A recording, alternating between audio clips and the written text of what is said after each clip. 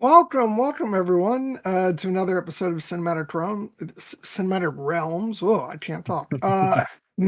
Hope you're all doing well. I'm your host Gwen Webster. With me, as always, is Jared. I just asked you how you're doing, Jared, but you've been busy today.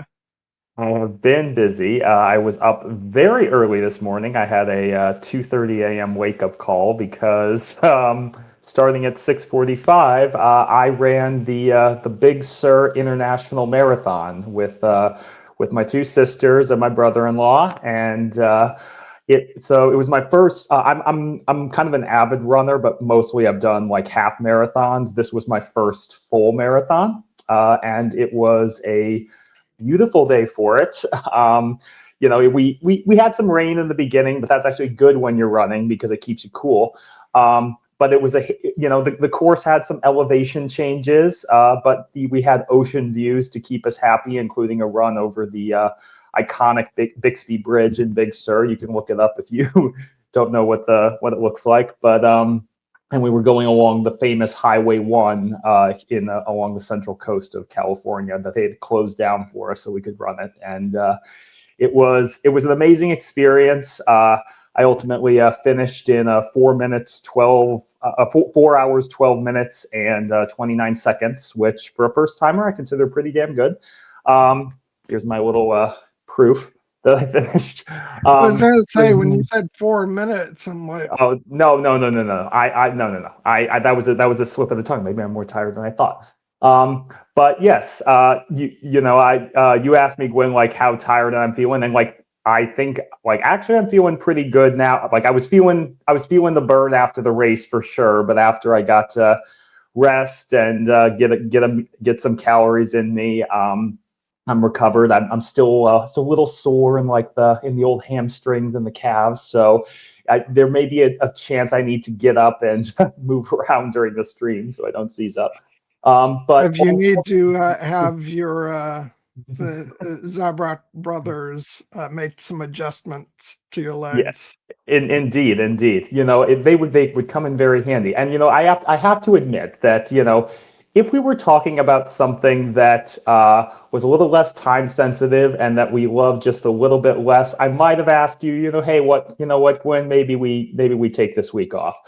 But I couldn't do that because we have been waiting too long to talk about Maul Shadow Lord, and it's only going to be on for another couple weeks. So I was like, let's do it. I personally feel like if anyone could appreciate the power of using pain as a motivating factor to get through adversity, it is our old friend Maul, formerly known as Darth. So I feel that in that spirit, let's go. Yeah. Yeah, to say that like this has been a long-awaited show would be an understatement. I have been praying for something like this for years and years, You and manifested I this. manifested it during Star Wars Celebration. Yeah, I'm forever gonna lay claim to that, even if it's delusion. Um, but because it came in a pair with both this and the Star Wars Visions, the Ninth Jedi Yeah. limited series, which was just like throwing both of those out into the ether without any real hope of either of them coming to pass. And then lo and behold, they announced both of them that weekend, and I was like, holy shit. Yes.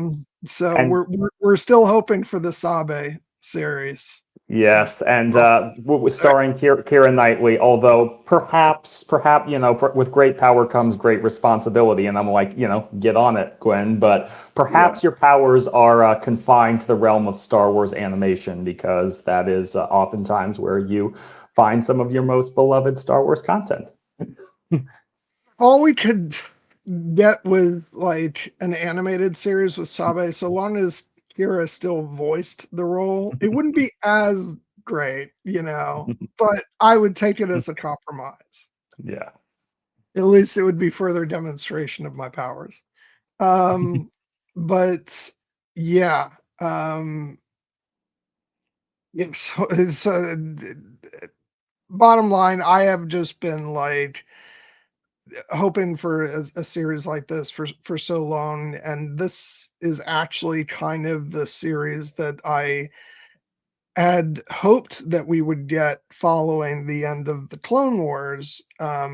But I suspect that they had certain ideas and plans about where they wanted to go next, and maybe they wanted to hold off on this, until the right time. And we ended up getting the Bad Batch instead, which was perfect because it felt like a natural continuation of the story of the clones. And but now to have this following on from that the Mm, story, if not exactly a narrative, although kind of there are certainly connections.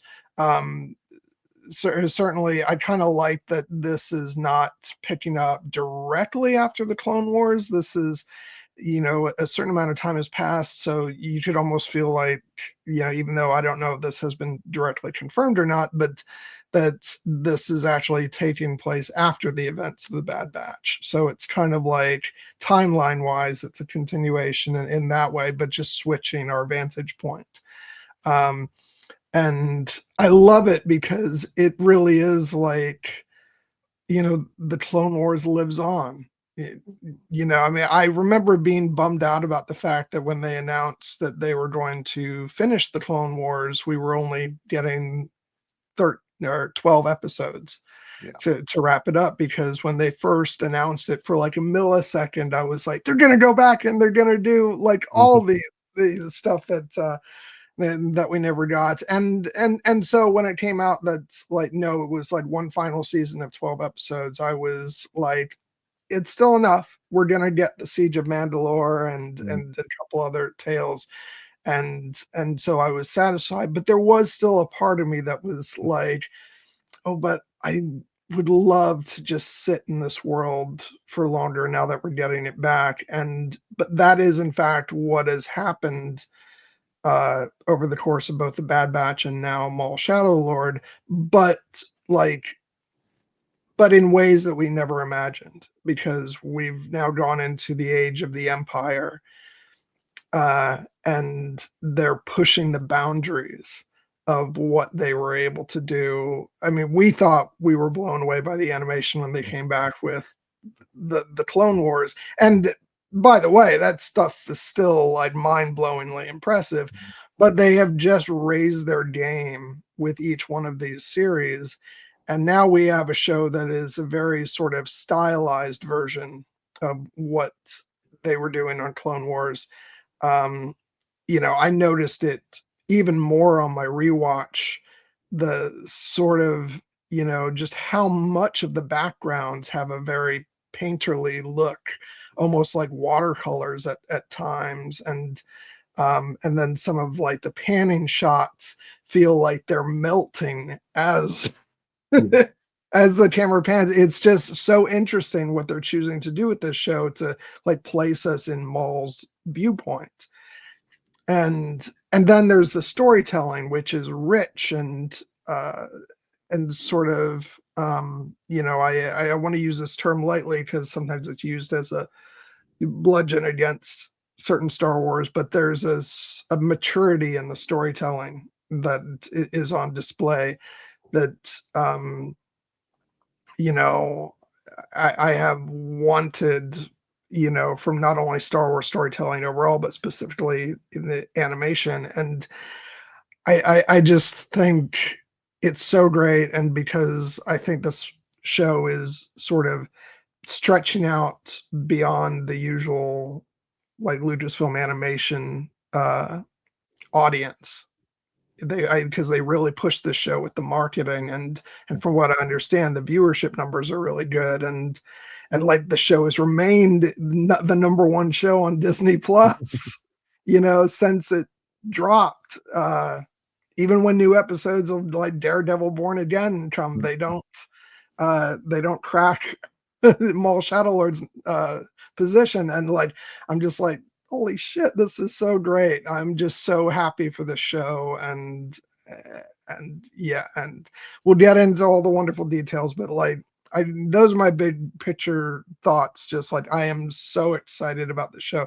It's so far, it's like I want to say it surpassed my expectations, but in truth, my expectations were really high because this is fucking Lucasfilm Animation we're talking about, and they always do an amazing job. And I had like enormous hopes for this show, and so I'll say that they've been met, and they've surprised me. Mhm. Um, so yeah, I've rambled on enough for the moment. Let me know how you're feeling in the wake of Maul Shadow Lord. I'm feeling great because, as you said, this is a show that we were both hoping for a long time, specifically a show centered around the character of Maul. Because Maul is one of the big legacies of Clone Wars. Obviously, he originated in Episode One, The Phantom Menace. But he, which yes, you have that shirt I'm rocking, the kind of like the grindhouse version of there. Um, but yes, he obviously, famously in that movie, he at the time died, and then once George Lucas started the Clone Wars, there were rumblings, and it turns out that one day George Lucas walked into Dave Filoni's office and said, "Maul's back. Figure out a way to make it happen." And what, by God, did he?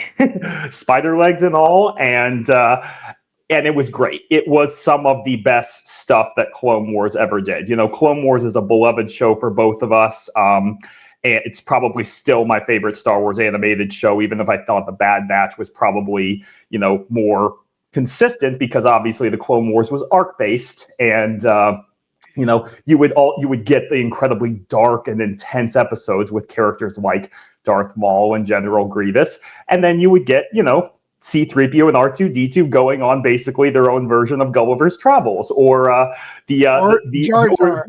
or Jar Jar, or the existential crisis of one Meber Gascon.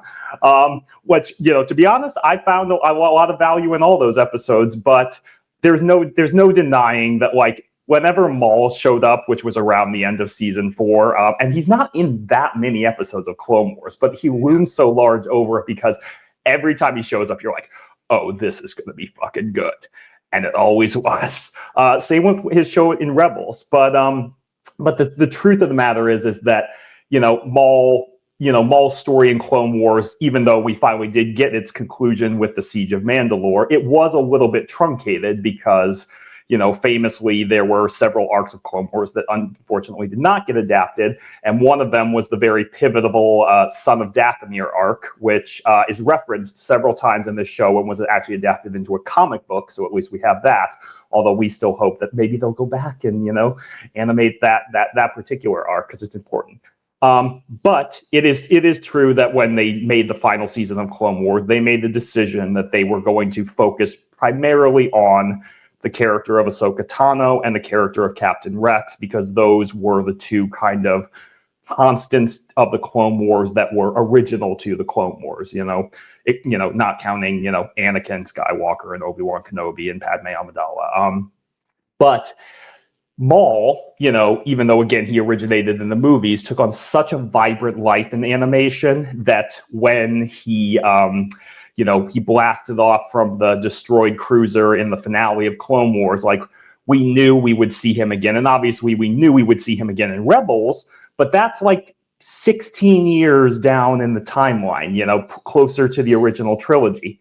There is a massive gap there in Maul's story, with the only punctuation mark that we had at the time was his iconic appearance in Solo: A Star Wars Story, where it was established that not only was he the secret power behind Crimson Dawn, he in fact controlled all of the criminal syndicates.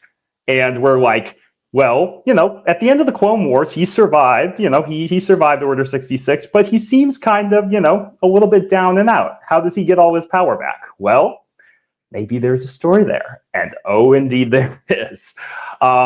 So I think that this is a very interesting place for Lucasfilm Animation to essentially kick off a new era, which, it's been established, obviously, that Kathleen Kennedy has passed the reins to Dave Filoni and Lin-Wen Brennan, and obviously Filoni as the chief creative officer, in addition to co-president. He has his background in Star Wars animation, and and this series is actually has the created by Dave Filoni credit. So he's a little bit more hands-on. And one of the things I really love about this series is that you said that it kind of has a darker tone, a more adult tone, and while sometimes I can push back against people who are like, that is what all Star Wars should be, enough with that kiddie nonsense. I think that for this show, it is entirely appropriate to have that tone, because this is the first Star Wars show to feature arguably a villain as its main protagonist. And Maul, if you know him, kind of an intense guy. He's not. He's gonna be trying to scheme and plot and murder and get his revenge on all those who are wronged him, which is a long list of people.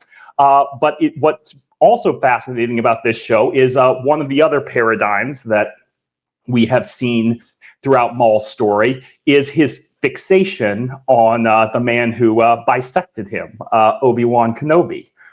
And we know that eventually his story will lead him back there.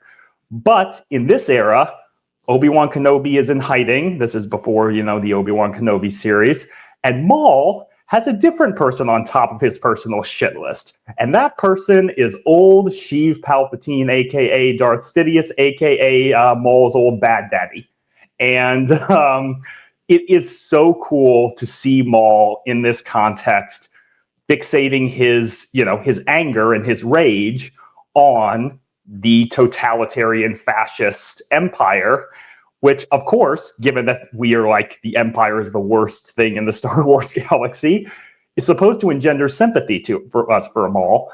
But we also recognize that Maul is fighting the right, battle, but he's probably not doing it in the greatest way. And we have a fascinating dynamic where we're going to get to see Maul's, kind of corrupting influence take hold against on a certain jaded Jedi Padawan who may be receptive to his point of view.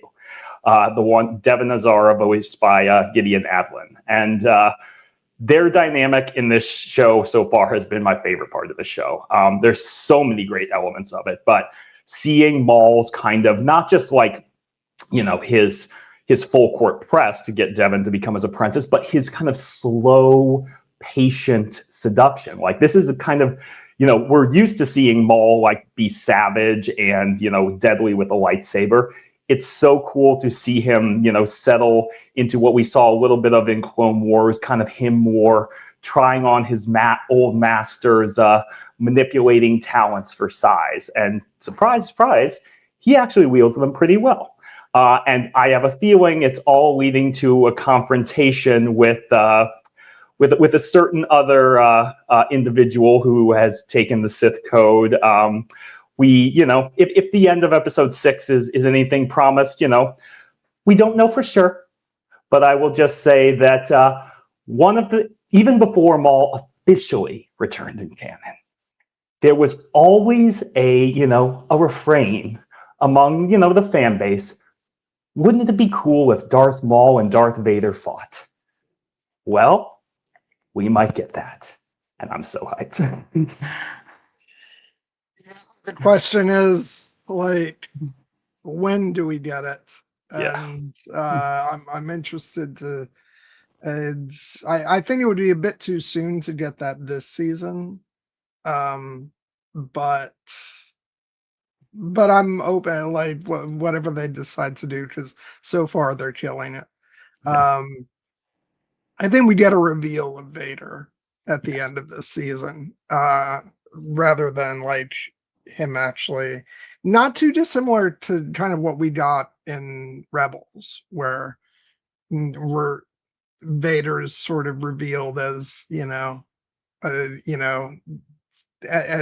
end of the season, and then he becomes a bigger threat in season 2. So we'll see. I'm just so enjoying what we're getting so far. Oh, hey, Ari. Hey, great to see you. Um, yeah, everything you said, like, so absolutely great. And yeah, and it's interesting because there's been a lot of conversation about the whole like don't get lulled in by Maul because oh, I how do are your lights? Do you still I have them? Have they been replaced by I metal replacements? no, I still have my original legs. They are still attached. I did not lose them, around mile 18. Although they certainly felt like they were dying at a certain point. Well, Um, you have to go through first. You'd have to go through the spider legs oh phase. yeah, yeah, no, and that I just I would just wasn't prepared for that, because Maul doesn't only go through the spider legs phase. He basically, he spends 12 years on a garbage planet and loses his sanity, then has to get it restored by his witch night sister mother. So it's like he had to go on quite a journey, and I think that as hard as running 26.2 miles was, I think Maul had it a little harder. Yeah. Oh, and you'd have to get spider bum too, Oh, as yes, yes. Yeah. as we know. No, there's been a lot made about the fact that Maul is singing an appealing song here because he's up against the Empire, and like we've always hated the Empire, but there is something about the way that this show portrays the Empire not too dissimilar from Andor, and especially with the time that we're in right now, um like we're even more predisposed to like cheer Maul on because he's against this evil fascist, dictatorship. And but we can't forget that Maul is selfish and he has his own agenda, and he really just wants to take down the big bad evil so he can take its place. But at the same time, I'm like, you know what? I'm okay kind of living in this space in between where I'm gonna keep all that in mind, but I'm also fine like cheering on Maul and being like, you go, dude. Uh, because of course this is a piece of fiction, so I don't have to worry about, the reality of it. And I'm like, yeah, I'm okay like cheering for the baddie a little bit. Um And so Yeah, and it's a great test case for that idea because one, not only there's the famous old adage that the enemy of my enemy is my friend, and obviously we have certain characters in this show like Master Iko Diodaki, voiced by the great Dennis Haysbert, who are basically like, yeah, no, I don't buy into that. The Empire may be our common enemy, but Maul will never be our ally, and he has good reason to think so because, as Devin points out, Maul is a murderer. He has killed a lot of people. But what's so fascinating about seeing him in this context is not only that we know that Maul is, fighting, the ultimate evil, so perhaps he could be considered the lesser evil, and he's powerful. We know he can actually strike a blow. But we also know Maul's end story. We also know that unfortunately, such as it is, Maul never truly evolves beyond his need for revenge and power and the values that were instilled in him by Sidious as a small boy. And what's interesting is, even though at this point in the timeline, Sidious clearly wants Maul dead because he thinks he is at best a nuisance and at worst a real threat. By the time we get to the story in Solo: A Star Wars Story, we know that Maul is running all the criminal syndicates, and the Empire is kind of, likes to have the syndicates around so that they can essentially cause pain and suffering in the galaxy so the Empire can keep its fists closed tight. And that implies that at some point, either Maul has pulled the wool over Sidious's eyes and he doesn't know he's alive, or Sidious has gotten to the point that he's like, you know what? Okay, Maul, you can have your little criminal fiefdom as long as you do not step to me. But we also know beyond that that eventually Maul loses all that and winds up stranded on Malachor, and eventually finds himself back on Tatooine seeking vengeance against Obi-Wan Kenobi again. And that is the end of him, although he eventually does find a measure of peace.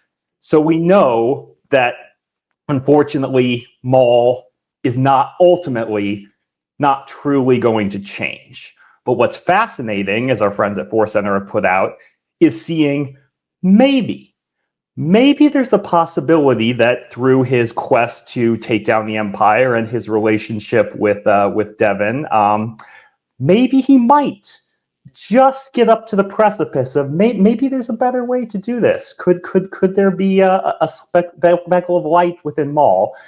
And then inevitably there will be something that make him go, nope, revenge is still the way. And that makes him, as Sam Witwer loves to say about Maul, a very tragic Sisyphean figure. Rolls the boulder up the hill, it gets almost to the top, it rolls back down, he goes and pushes it back up again. And that's the kind of character that does engender our sympathy, especially, as we said, because he is fighting an enemy that we know is worse than he is. So I personally, you know, I 100% respect what Force Center and our friends at Force Center are saying about, you know, his don't get lured in by Maul's siren song about, you know, the right way to fight an ultimate evil is with anger and revenge, and basically, as Luthen Rael says in Andor, like using the tools of my enemy to defeat them. But I also recognize that, you know, I think that there is a little room for us to be open to what Maul is saying, as you said, in a fictional context, because he does make some, you know, very eloquent points. And while I do not ultimately subscribe to his philosophy, I do find him an incredibly compelling argument, advocate for that way of thinking. So it's a very entertaining, like more so, I will say, than, for instance, you know, and this is no shade to the character, who's a great character, more so than, for instance, the character of the stranger in The Acolyte, where I kind of felt like, even though he was also making some interesting points, he was a little bit more about like whataboutism, you know, like, yes, the Sith do terrible things, but, you know, so did the Jedi, so, you know, it's okay. And in this case, Maul was like, yeah, yes, the Empire does horrific things. And Maul, as he says, you know, he's a murderer, but we do what we have to survive. And I think in this context, as I said, it'll be interesting to see if Maul's attempts to to draw Devin closer to the dark side actually have kind of a reciprocal effect, and maybe start to pull him, you know, a little bit more towards the light. You know, maybe he actually starts to care for her as more than a weapon or a tool, until he recognizes that, no, that's a weakness. I can't have that. It's interesting that you bring up The Acolyte, because, and of course, as you said, this is no shade whatsoever towards that show. Oh wait, hold on a second. I am going slightly out of focus. I forgot to open up my settings before we started the stream today. Let me fix that so I'm not all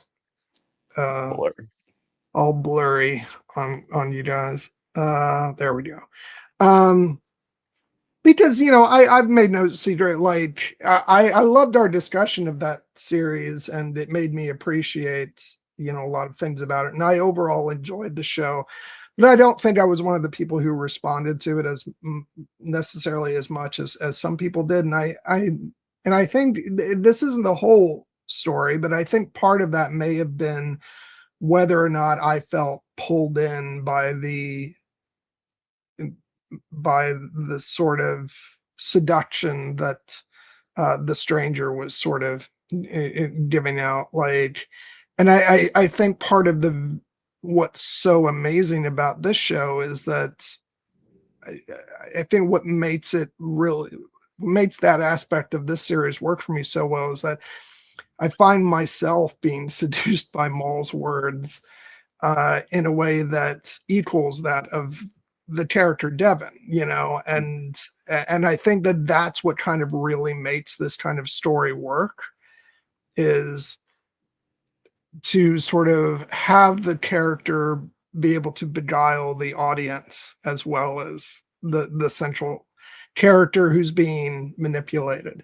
And and so I feel it. So I'm like, and that's why like I don't have to worry about the fact that I might turn to the dark side as a result, like Devin does.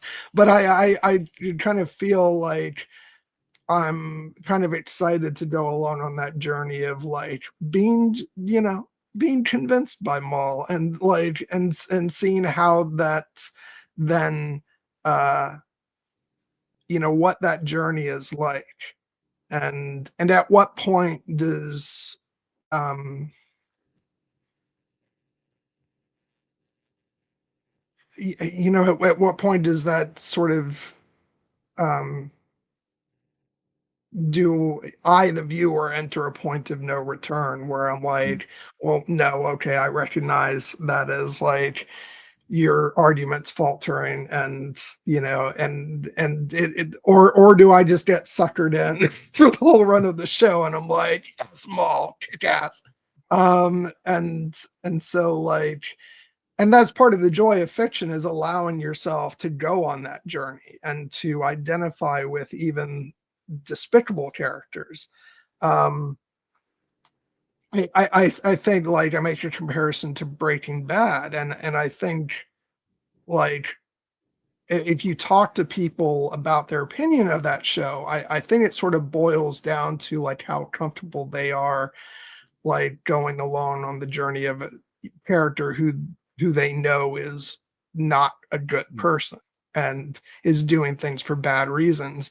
And for me, the fascinating thing about that show was the fact that you understand Walter White's journey, like all Mhm. throughout that series.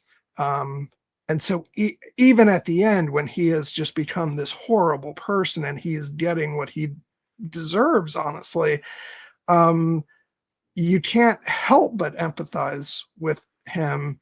But then there's some people who aren't comfortable with that, and so they Mhm. say, "No, I couldn't get into that show because, you know, I didn't like, you know, uh, the character of Walter," and I completely understand that.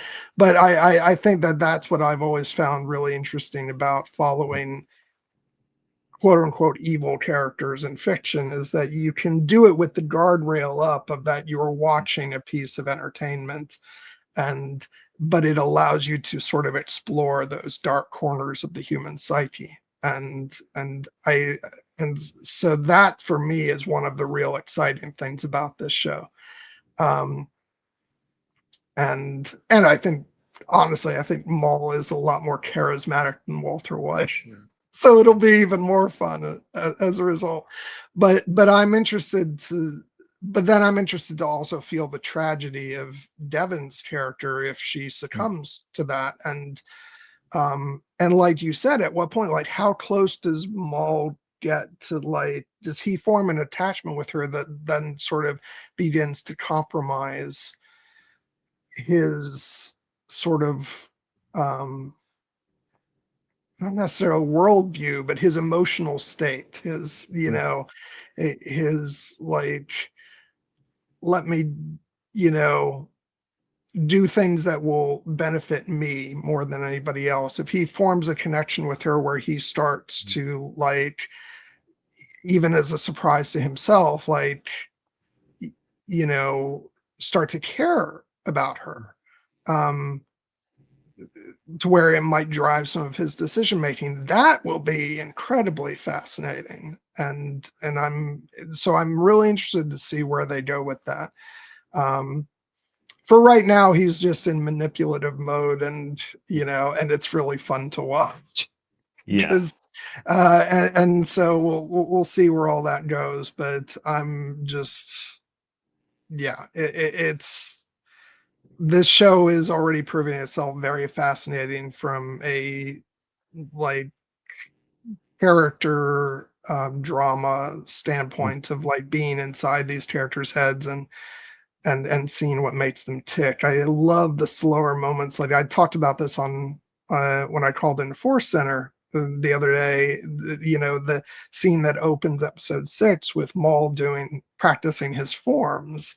Yeah. It's like that just feels like a moment that we wouldn't have gotten in any other show where it's and part of that is because I was in karate for years and so I identify with the whole practicing your katas and and doing all that, and I love the fact that like he keeps up with that. He's ever someone who's trying to like sort of stay on top even if he's doomed Yeah. to not quite get there. I think like he is a true warrior in that sense, and so you've got to respect that on some level, even if he's not a good person. But I think that's what's fun about Maul is he is someone you respect as an audience member, because he's a vicious murderer, but he also seems to have some code of honor that he Yeah. sticks by, and even when that code of honor allows him to slaughter innocents. But still, like it's just really fascinating. But yeah, this is the reason why I was so excited about this show because Maul is just one of the most fascinating characters in all of Star Wars. Yes, absolutely. And one of the things that makes him so rich is that we know he is a villain. He has been introduced to us as one of the most iconic villains in all of Star Wars. The moment where the doors open on Naboo and he is facing down, the Padme and her team, and Obi-Wan and Anakin are like, "We'll handle this," or Obi-Wan and Qui-Gon are like, "We'll handle this," and Padme's like, "We'll take the long way."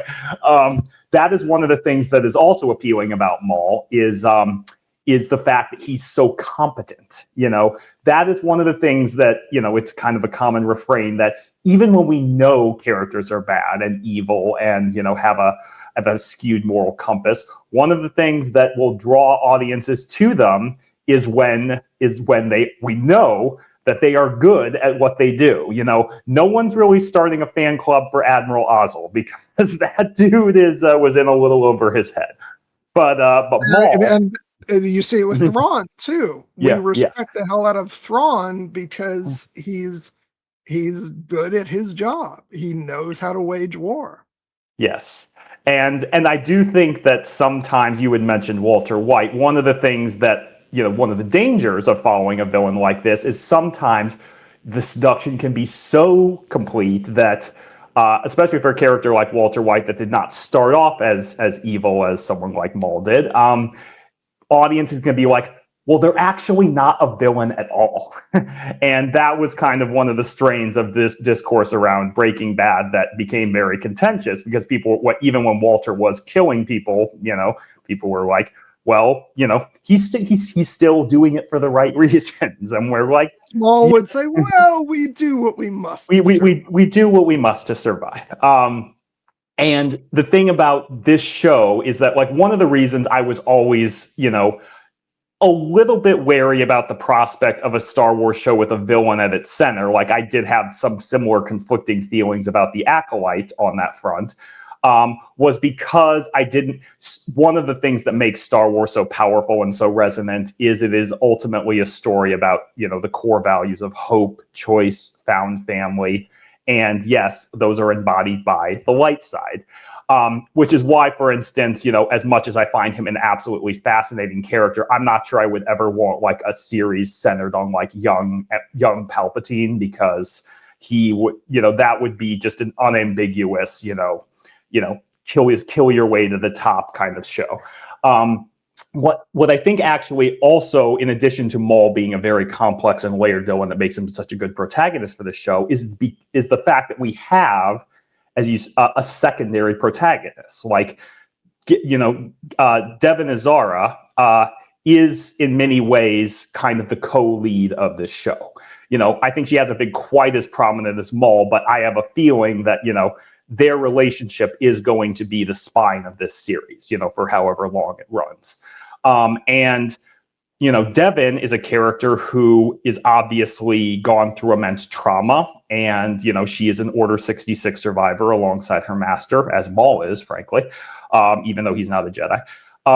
But we have never quite seen a Padawan quite like her in this context, someone who, still knows what the right thing to do is, but is feeling understandably lost and frustrated and most specifically jaded about her place in the world. Her conversations of, she hides it well in certain respects, but the moments when the frustration slips out and when she asks her master, like, is this all there is? Are we doomed to just run and hide, for the rest of our lives?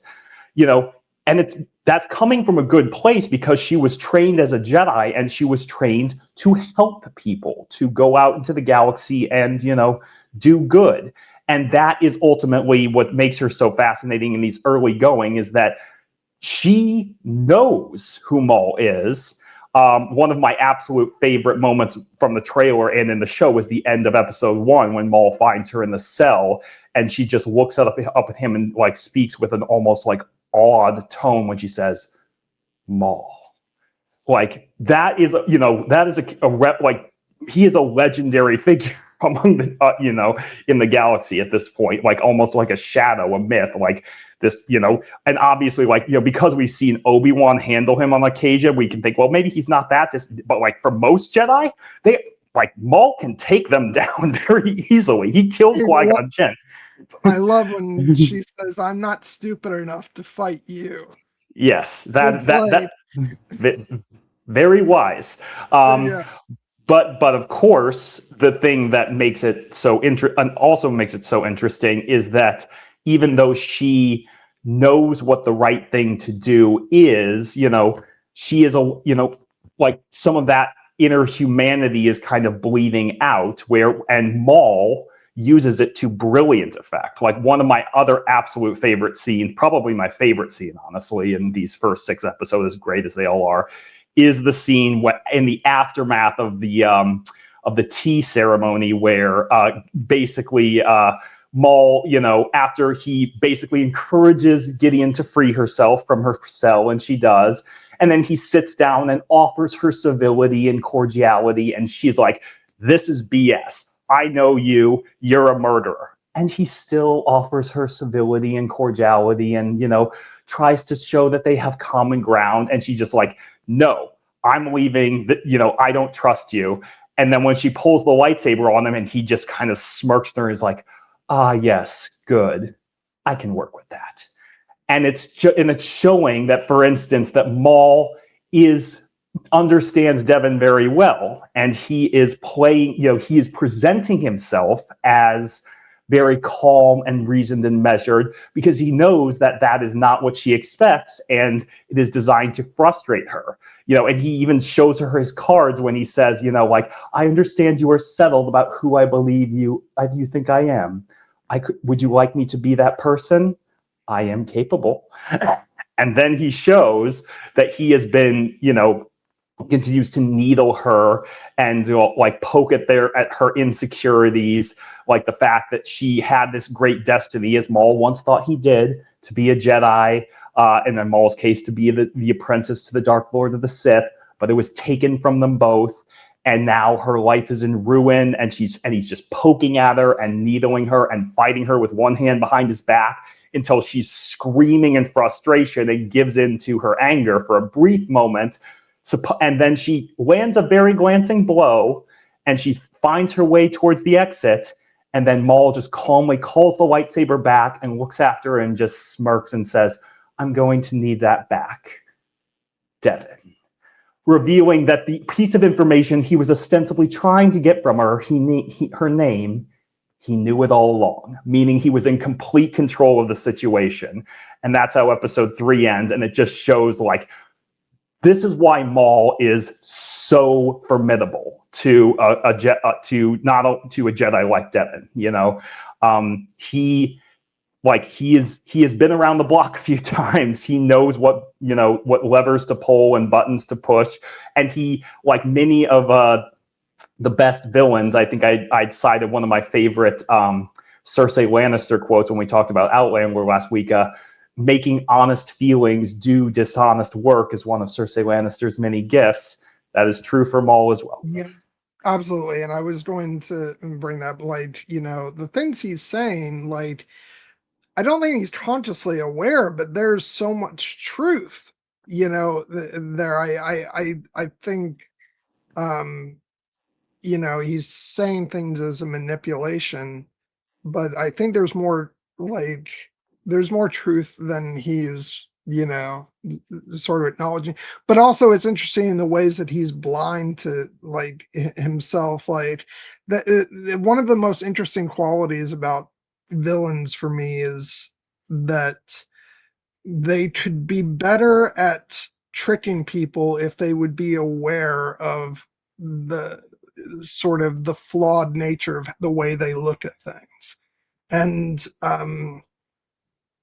so the fact when he says, I know you're a murderer, or when she says, I know you're a murderer, and he says, well, we do what we must to survive.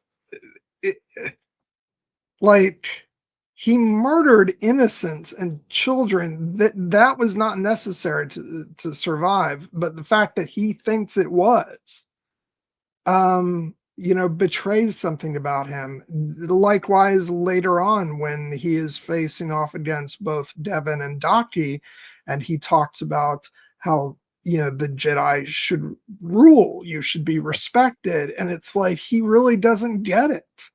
Yeah. That that is just so opposed to everything that the Jedi hold dear, but he holds that way of thinking in such contempt that it does him no favors.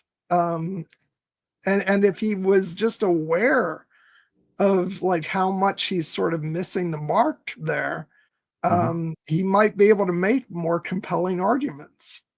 Yeah.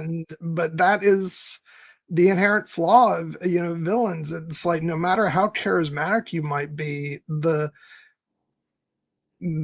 flaws of your thinking are just going to be laid bare and will expose you every time. And so yeah, as fascinating as Maul is and how great he is to listen to, like, he makes it blatantly obvious so often that, like, he just doesn't get it. And Uh, that is one of the things that, unfortunately, I think, he learned from his old master Darth Sidious, because Sidious is obviously a master manipulator. He used his political cunning and his mastery of the dark side and his ability to turn one faction against each other and step in and seize control in the chaos. We see Maul doing all of that, but we also see that what is Sidious's fatal flaw? It's that he understands the concept of love and friendship and camaraderie and those things, but he just thinks they're weaknesses for Rubes. And he is blind to their actual power. It goes back to that great scene from Return of the Jedi when Luke just, looks at him and says, your overconfidence is your weakness. And Sidious spits back, your faith in your friends is yours. And it's like, he never once considers the possibility that it might also be Luke's strength. And he dies for it. And then he comes back to life. And he doesn't learn his lesson.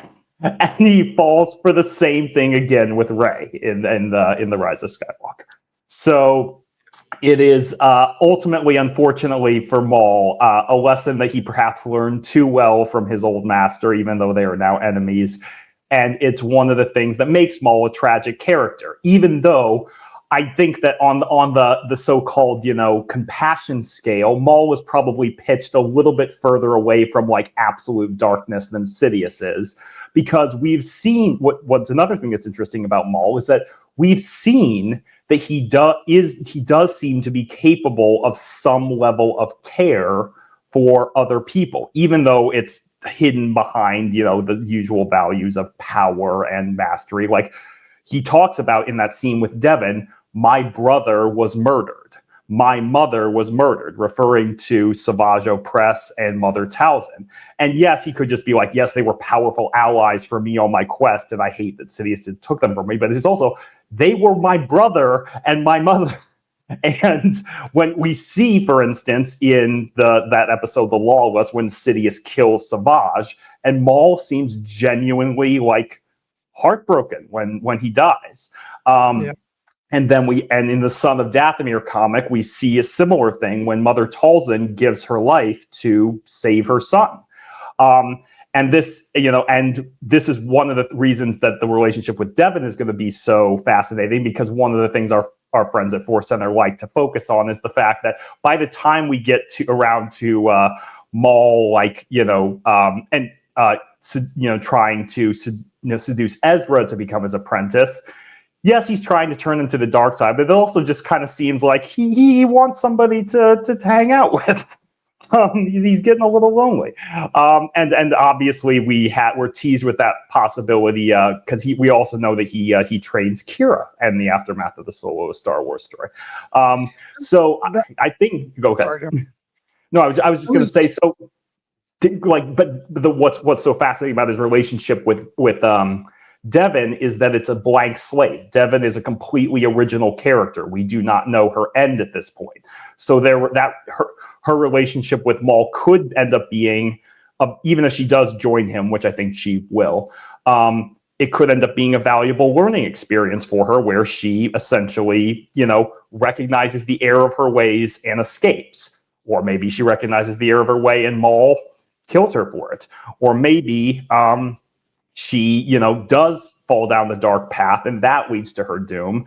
But either way, I think that his relationship with Devon is going to leave a scar on Maul where it will affect all of his other relationships going forward, probably because I think he's going to get wounded, by this connection in some way. And what do people who are afraid to grow and change happen when they get wounded? They close up their heart and they're like, never again. And I think that's again a tragic flaw of Maul's character. Yeah, you mentioned Kira, and that for me is like the big question mark of where this show ultimately goes. Because I feel like it's entirely possible that this show leads us up to right before Solo. Mm-hmm. And that is the arc of this show, which would be interesting because, as you talked about, the Sidious kind of say, oh, fine, fuck it, just, keep busy, giving the syndicates in line and I'll just sort of ignore you. Um, or does Maul get one over on Sidious and like Sidious doesn't realize that he's still pulling the strings? I find that a little bit more unlikely just because it seems like Sidious is smarter than that. And if that is the end point of the show, it would be interesting because that would almost signal that this show ends in a little bit of a victory for Maul. Which would be the first time that we get something like that for the character, honestly. Even if we know where it eventually leads him, for the purposes of this show, it would be sort of ending on a triumphant moment for him. But I wonder if that is also coincides with him losing Devon in some way. And so it's a very bittersweet victory for Maul. Or does this show, like, I know they've talked about they would love for this show to actually go beyond the normal, like, constraints that have been established for, like, animated shows over the past several years of, like, actually, like, going longer. Do they go beyond that? And do we get into post-Solo territory with Kira if this show ends up being a sort of massive epic story in that sense and leads us all the way up to uh him being abandoned on Malachor, probably by Kira. Yeah. then that would just the story would end with him once again having the boulder fall back down on him. I somehow I feel like they may still be holding off for hope of doing a live action like Maul Kira's story with Emilia Clarke. Um, Mm-hmm. and so I feel like it's more likely that this show's narrative scope is like up to, once Maul solidifies his position and it has a firm control of all the syndicates, which again, like I would just find fascinating because like I would kind of like one story around Maul to like, even if it's bittersweet, to like resolve with him achieving like a victory in a way, because it has been Maul's story that he keeps rolling a boulder up and it comes crashing down on him. And as fun as that is, it would be nice to spice that up a little bit by like telling a different story here. Um, but but yeah, I don't know if I was going towards a point with that, but I'm just sort of spitballing and like thinking about like where I want this show to go, because then there is also the danger of I don't know if I want this show to go all the way up to Malachor, because then that kind of finishes Maul's story, and I almost feel like let's leave room for at least like one more iteration of the story, possibly do that in live action, because again, we'd very much like it would be great to get Emilia Clarke involved in that. So we'll see. We will see indeed, and because one of my hopes is that if this show is, proves to be as successful as it seems to be from the outset, that maybe it will ultimately inspire, the story to continue in another form, much as like the story of Rebels continued in live action in Ahsoka. But I do think that I think it's more likely for the purposes of this show, because it takes place closer to the end of the Clone Wars and the beginning of the Imperial era, that, there's, Solo takes place, I think, is it 9 years, 9 or 10 years after the Revenge of the Sith. So that's like a 10-year gap. And I think that this show is meant to take place, as you said, if it takes place around the end of the Bad Batch, that's maybe like, I don't know, 2 or 3 years after. The timeline's not exact, but that's a long gap, to tell stories with Maul. And I It do doesn't think, have to lead yeah, necessarily like right up to Solo, but it yeah, can lead up to a point where Maul solidifies his position, and then we can yes. assume that he remains in that position for a number of years.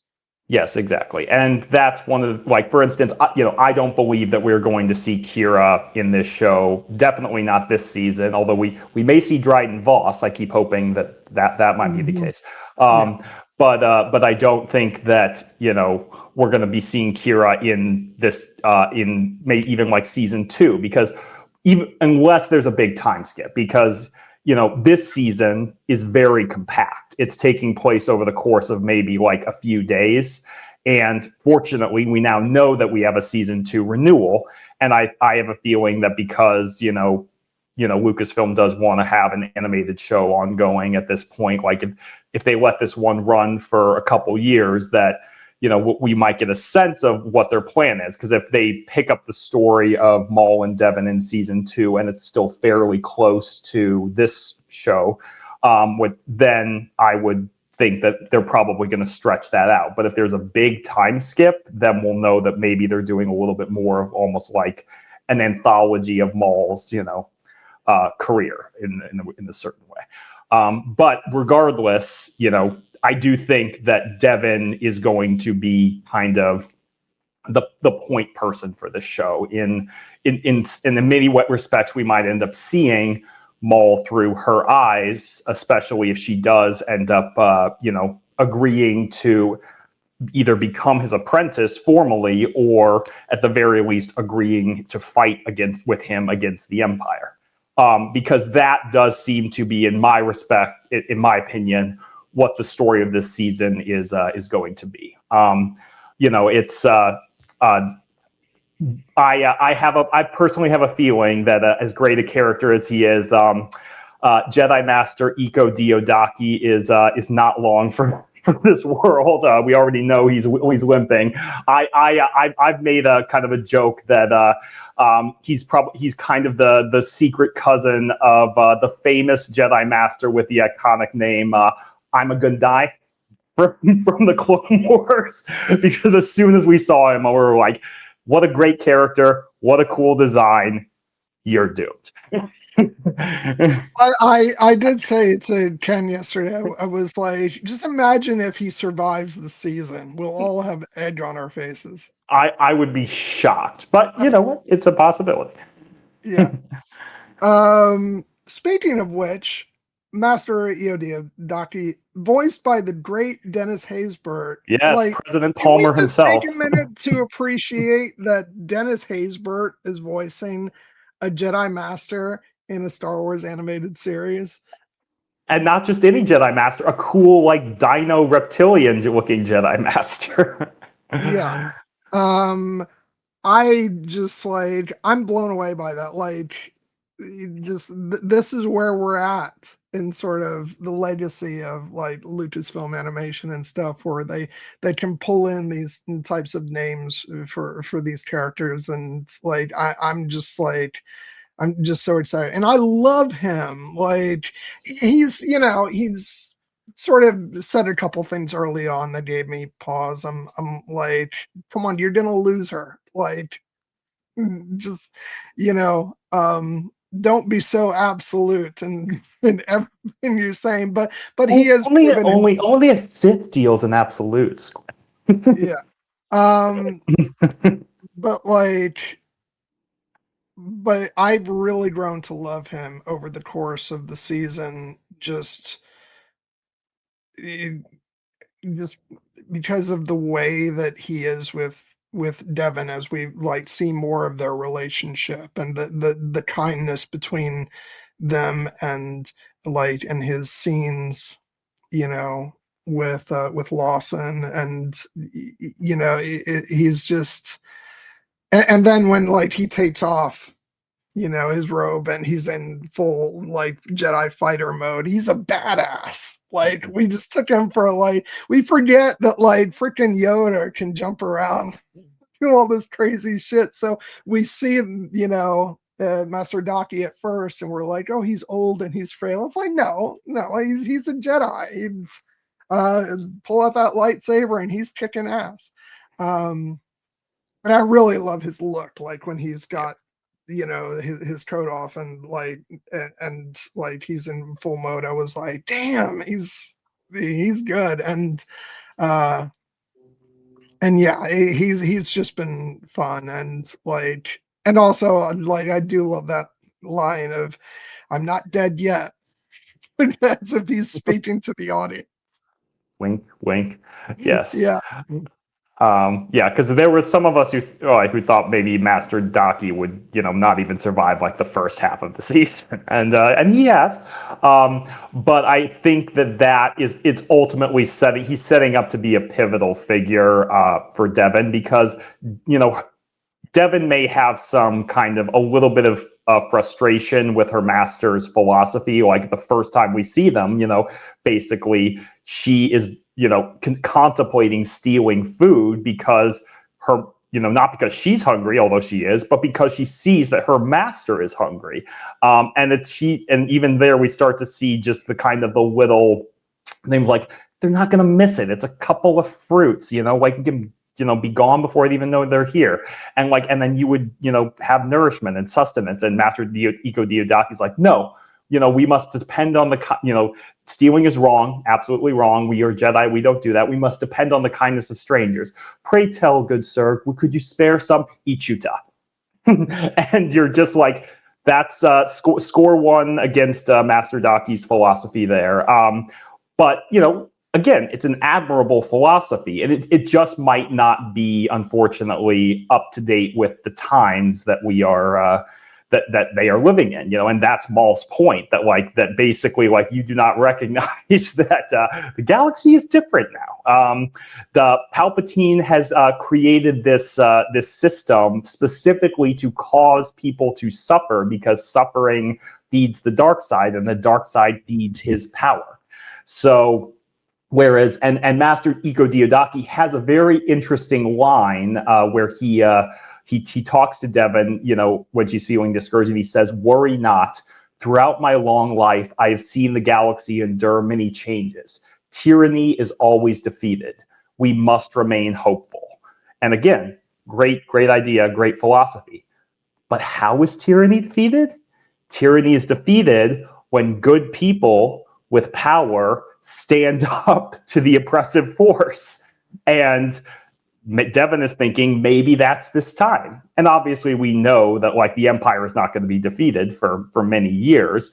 But that's the kind of the story of Andor too, is the idea that ultimately, if enough people come together and are starting to believe in the possibility that this tyrannical evil can be, resisted, then they can do the impossible. Eventually, they can bring down the Empire, and that's the story in The Rise of Skywalker 2 with the Citizens Fleet.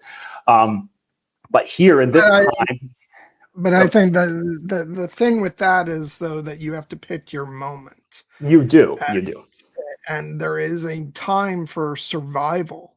Yes. And then there is a time for a well executed, moment of standing up. And it doesn't seem to me that Daki is against that, because Devon does present him the opportunity of, we should do what we can to bring Maul to justice, and there's a way to do that, and they attempt it, it fails, and then once the Empire comes in, Daki sees that, no, this is the moment for us to survive. We need to get out of here. We need to live to fight another day. And so, yeah, it's, and unfortunately, and what is a big thing about the dark side, it's impatience. And so, but Devon doesn't want to hear that, because, she has been, she doesn't have the perspective that Daki has. Daki has been alive for so long, and he has seen these things, happen. And she was raised to fight, first in a war, but then in the promise that she would commit herself to serving the galaxy, and now that life is gone. And so she's not thinking about the long term of, there will be a moment where we can stand up, but perhaps that moment is not right now. And she's got Maul whispering in her ear saying, no, any moment that you're not using your abilities to fight back, your life is a failure, and so again, Maul very very charismatic and entertaining, and but she should not be letting his words into her head. But you can't blame her either, because it's just, unfortunately, her life experiences put her in a position where she is particularly susceptible to that kind of talk. And we don't know exactly how old Devon is. My read is that she's maybe a little bit younger than Ahsoka. But she, if that's the case, then, we saw what Ahsoka went through in the Clone Wars, where essentially she was a Jedi Padawan who, as she says in the one of the finale Siege of Mandalore, we were trained to be keepers of the peace, not soldiers. But then they became soldiers, and she became a damn good soldier. But that left its mark when, that it was revealed that it was all kind of a rigged game set up by Palpatine. And she struggles with that in the Ahsoka series, what essentially the lessons that she learned. Is this all I have to teach my own Padawan how to be a soldier? And if Devon is kind of on a similar arc, then she not only went through the same arrested development of not getting to be a keeper of the peace, now she was then trained to be a soldier, and now she doesn't get to be that either, because Master Daki has essentially decided that as you said, the time is not right for us to make our stand. We have to hide. We have to survive. And again, I think that Devon has a lot of respect and love for her master, but she, like, that frustration is percolating at her, and she can't hide it very well, especially not from Maul, who understands that very well. And that's one of the reasons why I do ultimately think that by the end of the season, she will have picked her side. And I think she is ultimately going to choose Maul's philosophy. And where that leaves Daki, like we said, his fate is still open. There are a number of different fates that could await him. The one that I've kind of been thinking is the most likely, which would be the cleanest, is that Master Daki, who is already wounded, is killed by the Empire or one of the Inquisitors, and then Devon just can direct her rage and fury at the Empire, and Maul can just say, "Perfect, let's work with that." But if that's not what happens, we could be in for a really, truly heartbreaking moment where essentially Maul Devon has to make a choice between her Jedi Master and Maul's, kind of twisted Sith philosophy, her old life or her potential new one. And based on the arc of the show, I unfortunately think that she will choose Maul's philosophy. And if Daki's still alive to witness that, that will be a heartbreaking moment for his character.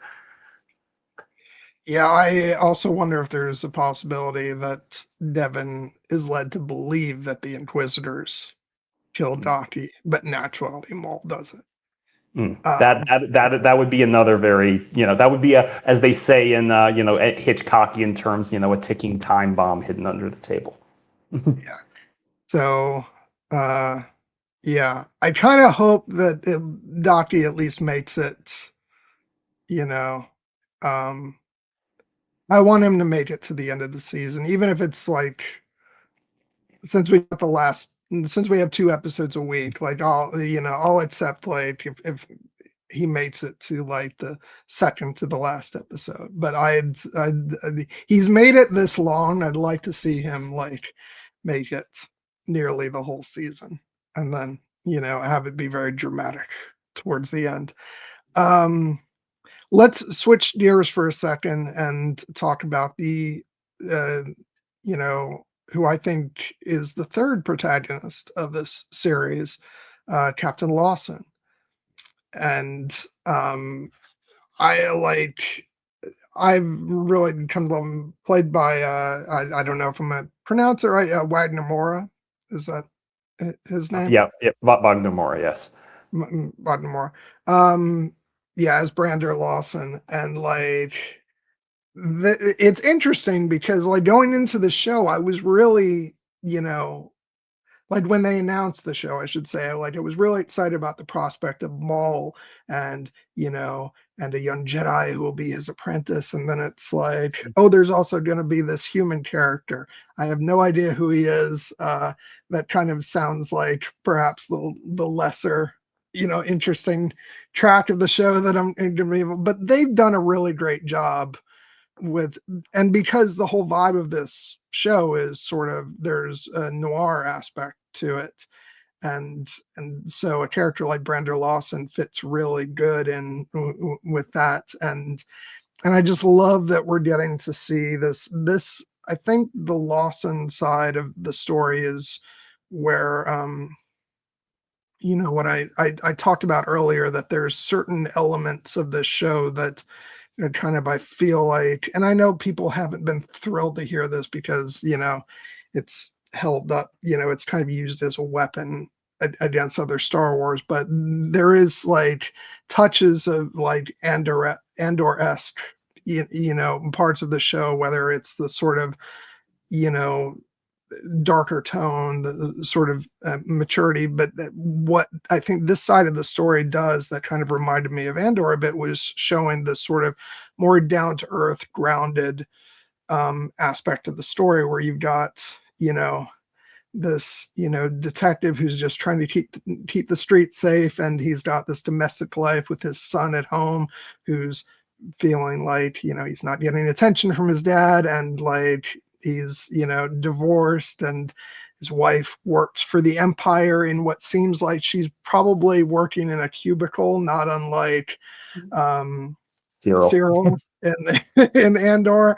And there's just something really, again, grounded about that I found really interesting to then mix into this stew that is the show, where you've also got horror elements and and lightsaber fights and and funny aliens. Yeah. And so like I just think it's a great part of this show because Mhm. it roots us in more like almost the domestic side of Star Wars. Yeah. I've found like he's just really great, and I love his dynamic with Two Boots, even though Two Boots is kind of I wish he'd get with the program, Hmm. which actually does not seem to be his problem. Uh, He needs to get off the program is what he off needs. the program. But just moments between them, like, I can't drink it, and Captain, I just share this moment with you. Uh, and like, so that's what this side of the story is for me. And I love that because Yes. I like that this show is really doing this wonderful job of the balance of like having like these more grounded elements that make us feel that human connection, but also having the fun, pulpy, you Yes. know, just fun side of Star Wars. And so in that way, this show is sort of like having its cake and eating it too, but it's like it's balancing it in a just absolutely wonderful way. And so yeah, I have loved this side of the story because I think it's really interesting. That's before we even get into the arrival of the Empire. No, I really love it too. And I think that Wagner Mora as Captain Brander Lawson is a fantastic protagonist. You'd mentioned the talent of Star Wars animation to attract great, performances for vocal roles. Wagner Mora, acclaimed television and now film actor, fresh off his first Oscar nomination for The Secret Agent last year, a movie I loved and thought was great.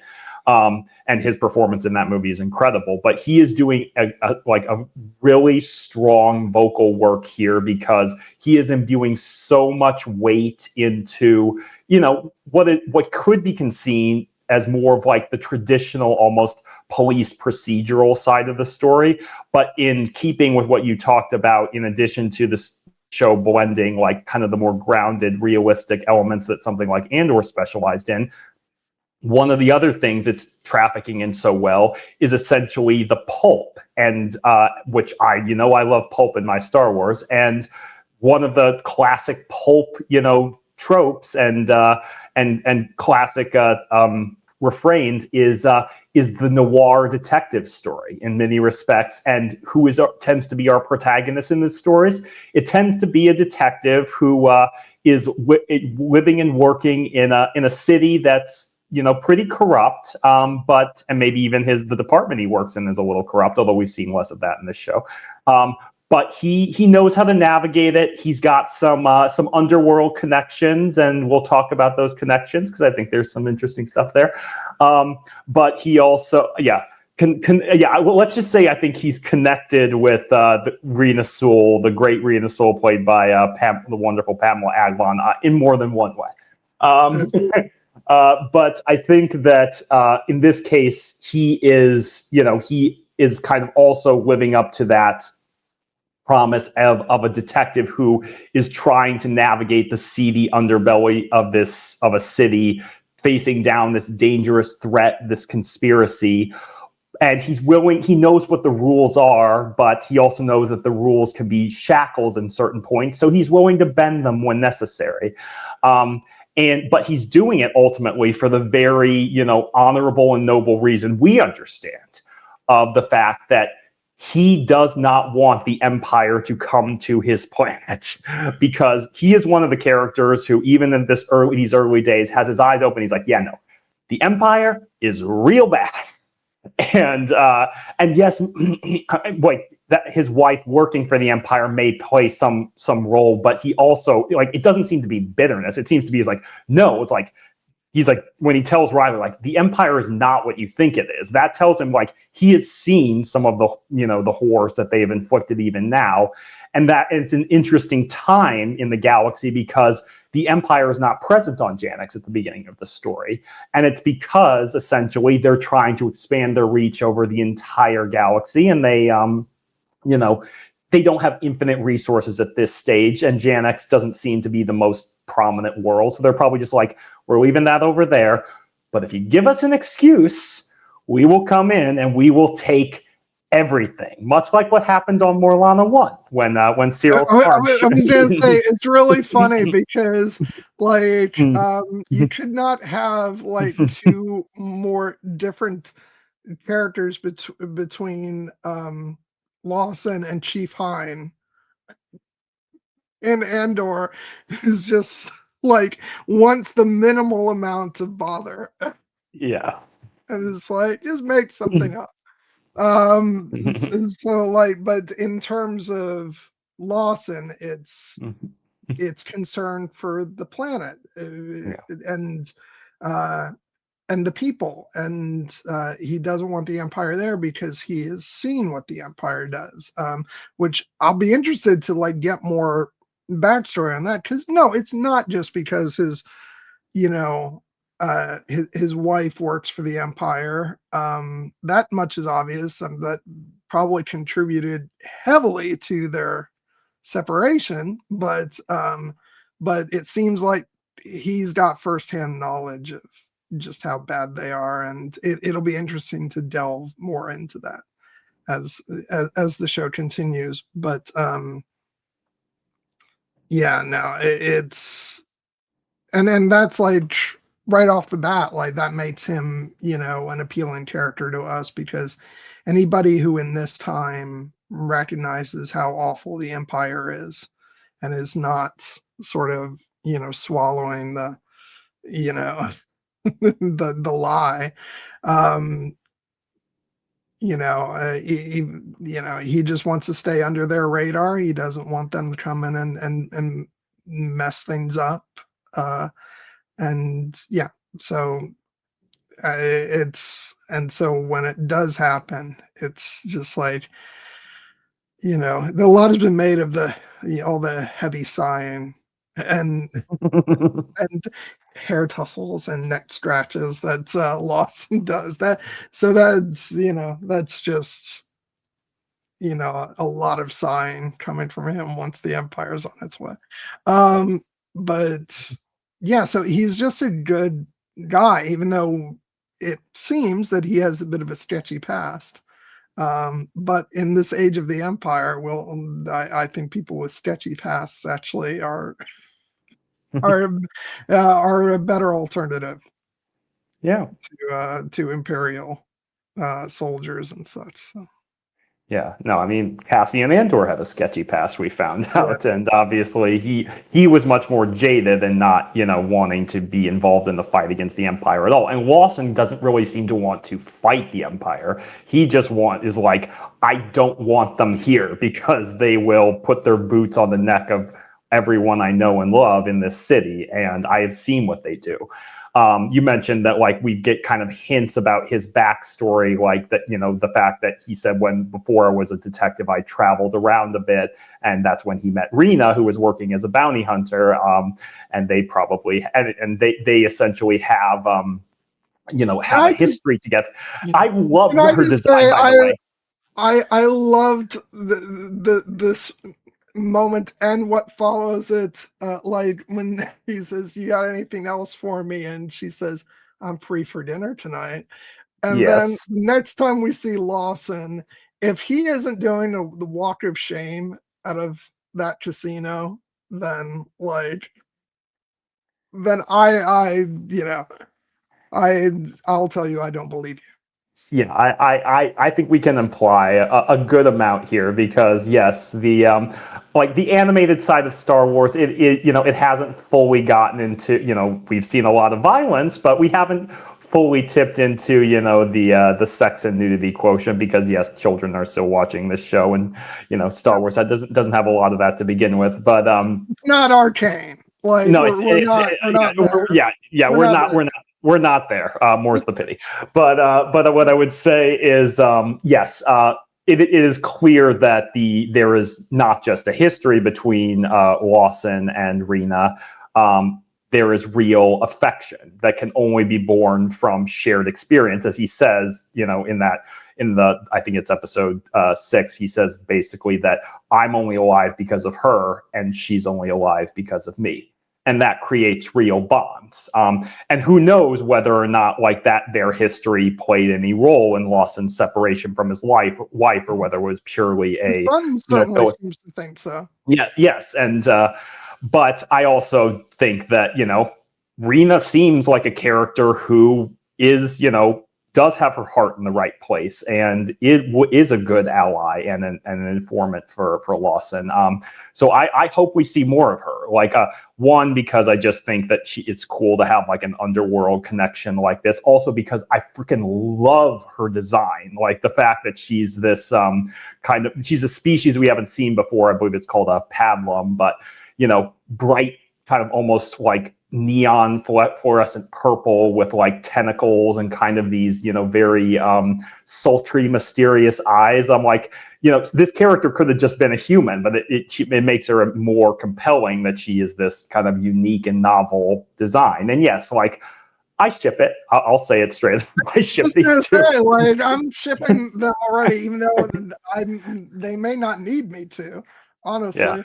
But I would like to see more of her because like you said, very interesting design for a character. I think she's, uh, I have to look up the voice actor's name, but I think It's she. it's it's it, it's Pamela Adlon, who Oh, interestingly is actually the mother of Gideon Adlon, who voices Devin. yeah, and she of course famous for lots of animated shows, but I think most everybody would know her as Bobby Hill on King of the Hill. Yes. um and yeah, I just so there's that, and also just for the relationship between her and Lawson, I think that would be really interesting to continue to follow that up, because just like I said, I agree with you. I ship it and would like to see that further develop. Yeah. um I kind of feel like it's not so much a will they or won't they situation. It's going to be more like what happened with Kanan and Hera in Rebels, where it's like they didn't lean into it too much in the earlier season, but by the time you get to the later season, you're like, yeah, they were hooking up the whole time. We just didn't see it because it was a TVY+7 show. yeah, it's like yeah, it's like, oh, Hera was pregnant all of a sudden. Gee, wonder how that happened. Um, yeah. Let's I also well, let's talk about Two Boots since we're Yeah. talking about Lawson. That seems like a natural extension. I mean, I've gotten frustrated by Two Boots, like, but not his fault. He's a droid with programming. Like, I get that, but we have also seen so many droids, sort of move beyond their programming and make decisions for themselves, and so I want that for Two Boots because he's a fun character, and I love his performance and the way he interacts, where like he's just incredibly naive about a lot of things, but I love his matter of fact way of speaking, and like he's good in a fight. Like I know, he talked about how it was awful, and we were people were injured when he gets into that scrape with the um, with Maul's Mandalorians and the pipes, and but he handles himself really well in that fight, and he's prepared to like jump from a moving vehicle, and yeah, it's he's fun, and I just want him to get out of this sort of limited view of things. And I think it's probably going to take a little bit more than being told he needs to remove his boots, uh, but hopefully it's the start of him realizing. that all is perhaps not quite as well as as he was under the impression that it is. Yeah, I mean, like, I think that's clearly the arc that he's being set up on because, and we should note Two Boots is voiced by Richard Ayoade, who has an extensive voice acting career as well as being a famous comedian in live action. And this is the second droid he's voiced in Star Wars because he also voiced the droid Zero, Q90 in The Mandalorian. Hmm. The thing about this, Two Boots is that he is a frustrating character, but he is frustrating by design, both by the narrative design and by his programming, because he is essentially, it's the classic cop dynamic. If Lawson is the cop who likes to bend the rules, then Two Boots is the cop who's like, no, we must do things by the book. And that makes for great comedy because clearly these two have a long, history together and affection for one another. Lawson's son Riley mentioned that Two Boots has known him his entire life, and he seems to be in his late teens. So, like, clearly Lawson has been with him for almost 20, or has been with Two Boots for almost 20 years. But what's telling about Two Boots' fixation with calling the Empire is, he lets it slip, that he's basically like, well, in the Republic, we would call the Republic and they would send a Jedi. And you're like, so he's essentially following the same old playbook. Lawson is, and in his mind, he's like, the Republic was, the Empire was once the Republic, and it is still the legitimate government of the galaxy. And therefore, it is incumbent upon us to notify the higher authorities when we do not have the resources to handle this problem. And as Lawson says, Two Boots, you're very smart, but you just don't get it. The Empire is not the Republic. It's really interesting from a sort of, I know like Two Boots is a droid, and so maybe not the same as the average citizen, but it is very interesting to look at it that way, of like, before there was the Republic, now there's the Empire. The Republic would send Jedi Knights, and the Empire technically also sending Force users. Yeah. So like I just wonder, like, from the viewpoint of, like, you know sort of the average person, like, you know that on a surface level you might just say, yeah, it's basically the same, we can go about our lives. Yeah. And that, of course, is sort of the danger of fascism, is that you depend on the citizenry, like, sort of waving it away, like, yeah, it's a little different, but it's same old, same old. I'm gonna worry about my day-to-day life. Um, and yeah, so I just found that an interesting observation and very worrisome. And yeah, Two Boots needs to definitely needs to wise up. Yeah, and like I said, I think he will. Like, I do think that the catalyst of the Imperial officer telling him to get rid of his beloved boots is not going to be exactly the thing that flips him over. Oh, the Empire's bad now, but it's starting the gears turning.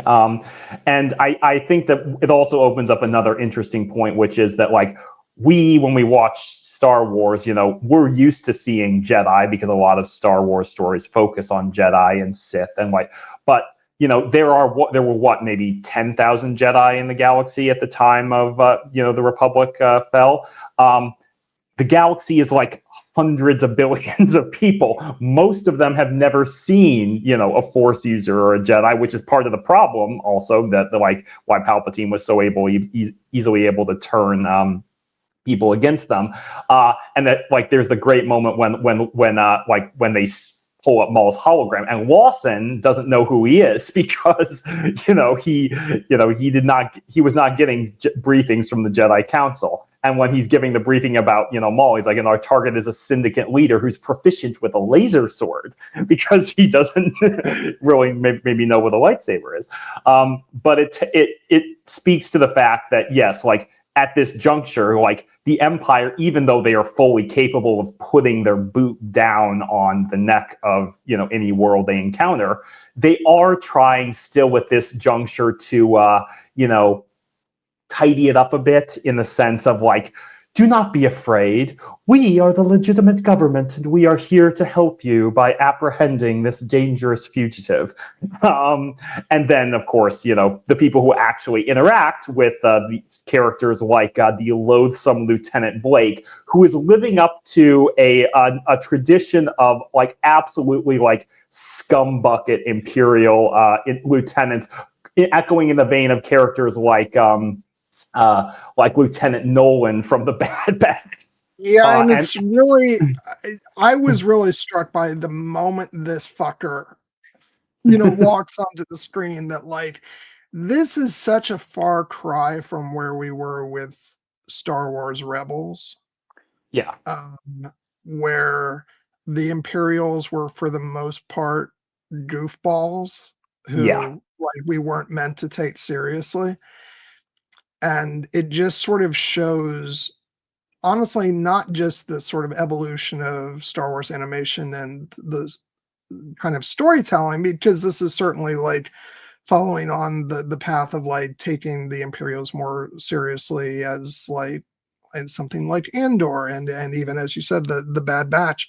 Um, but I think as I sort of alluded to before, I think it's also really a reflection of where we are in the real world. It's that yeah. these are not people to be sort of in a perfect world, we could just laugh at them, but unfortunately, we have to take this type of person extremely seriously. And so I couldn't help but feeling like this was a reflection of that, of just how much things have changed in the years between those shows, between the way we saw Imperials depicted in Rebels, which, to be honest, was more aimed at kids anyway. So, like, it's understandable. But also, I think it's, as I said, the way our world has changed and our sort of viewpoint on the way we have to look at fascists who are not, unfortunately, it's not like the old days where we could just laugh at them and ridicule. Unfortunately, we now have to take them very seriously. And I think that this was definite reflective of that, because as soon as he came on the screen, I was like, oh, fuck. I'm like, I'm staring at this asshole and we can't just laugh at him because he's going to do some bad things. Well, I mean, as we see in our real world, fascists can be both, you know, scary and and terrible in the ways that they hurt people, and they can also be ridiculous at the same time. But yes, Star Wars had a little bit more of the dichotomy, with, especially in the earlier, Disney era, where like it's like we have the competent Imperials like Captain Piet, and then we have the incompetent Imperials like Admiral Ozzel. And then in the early stages of Star Wars animation, I will acknowledge that like it took me a little while to get into Rebels for a number of reasons, and one of the reasons was like the characters of like I think it was like Miles and Grint and like Oresco, who were basically just like constantly slipping on fruit that Ezra was throwing at them. And I'm just like, this is a little meh. Yeah. But again, the fascist regime contains multitudes, and yes, when we've seen characters like Lieutenant Nolan in the Bad Batch, and Lieutenant Blake here, and on a very serious and dark note, the character of Lieutenant Kroll in Andor, the one who tries to sexually assault Bix. Like we can see just how ugly and dangerous they are. Even though they can also be ridiculous. So, and in this case, Lieutenant Blake is he storms in, he treats everyone with contempt. He is, he's like, I'm in charge now. And Inspector Kleiss, who is Lawson's boss, who shared his aspirations to not have the Empire come there. And to her credit, when the time comes and Lawson's like, this was my mission that failed, I'll take the blame. He's like, no, I'm in charge. The buck stops with me. I told you to do this, And so she stands up to Lieutenant Blake. And unfortunately, it's heavily implied at best, she is hauled off to like a Narkina-like prison. And at worst, I think the Marek, the first brother, probably killed her. Um, and Yeah. so this is the empire that we're dealing with. They now that they are here, they are not going to leave. And Lawson knows that. And very soon, I believe, Two Boots will understand that as well. And I do think that probably by the end of the season, Maul and Devin, and Lawson, perhaps even may find their way off of Janix. But if that's the case, we know that Janix is in for a long, dark period because the Empire is here to stay. Yeah. Oh, we got a new comment. I know Yeah. like this has been something that's been a question ever since, honestly, the first Mhm. footage came out, which some of us may have watched in less than reputable ways. Um, I mean, I pretty consistently held the opinion that she's inspired by Darth Talon, but I don't know if this will be a sort of the thing where the character takes on that name. Um, Mhm. I think you know more about Darth Talon than I do because I'm not as well versed in the EU. So, Yeah. um, but so what's your take on that, Jarrett? Yeah, so just a quick history lesson. I think Paula understands, but just for anyone who doesn't know, Darth Talon was a character who was created in the Star Wars Legends continuity, specifically for what's known as the Legacy era, which was set like 137 years after the events of the original trilogy, so far into the future. But she was when there was this new Sith empire called the One Sith, ruled by Dark Krayt, and one of the Sith was Darth Talon, who was a very sultry and dangerous and seductive Twi'lek who had red skin and tattoos very reminiscent of Darth Maul. And she was a fan favorite character because of she was skilled and manipulated and she was sexy. But the story is that essentially George Lucas, who famously had a kind of contentious relationship with the EU at best, at one point saw a kind of a drawing or a statue of Darth Talon and her resemblance to Darth Maul, and he put Maul up beside her, and he said, "Oh, like they're friends. They could be friends." And someone had to explain to like, "Oh no, well Maul, like Darth Talon lived like hundreds of years after Maul died," and he's like, "Yeah, it doesn't matter." And so there were rumors actually that when George Lucas was crafting his version of the sequel trilogy, the treatment he gave to Disney that ultimately did not get made. Some of it's vague, but there were heavy implications that Maul, a returned Maul, may be the chief villain of that trilogy, and his apprentice was going to be a version of Darth Talon. So these two characters have always been linked, and even though those story treatments are no longer, going to be used, obviously, because the sequel trilogy went in a different direction. It's Lucasfilm is kind of notorious for never, letting a good idea go to waste. And especially Dave Filoni, who obviously studied it very closely with George Lucas. And so the idea seems to be that, well, now we have Maul's story in canon and we know where it begins and we know where it ends, but there's still room to tell. And as Ahsoka once said in Rebels, there's always a bit of truth in legends. And so it does seem heavily implied that the character of Devon Azara, being a young Twi'lek Jedi who's falling into Maul's orbit, is at the very least going to, as you say, be heavily inspired by Darth Talon. Whether that means that she will have the face tattoos and fully become his apprentice.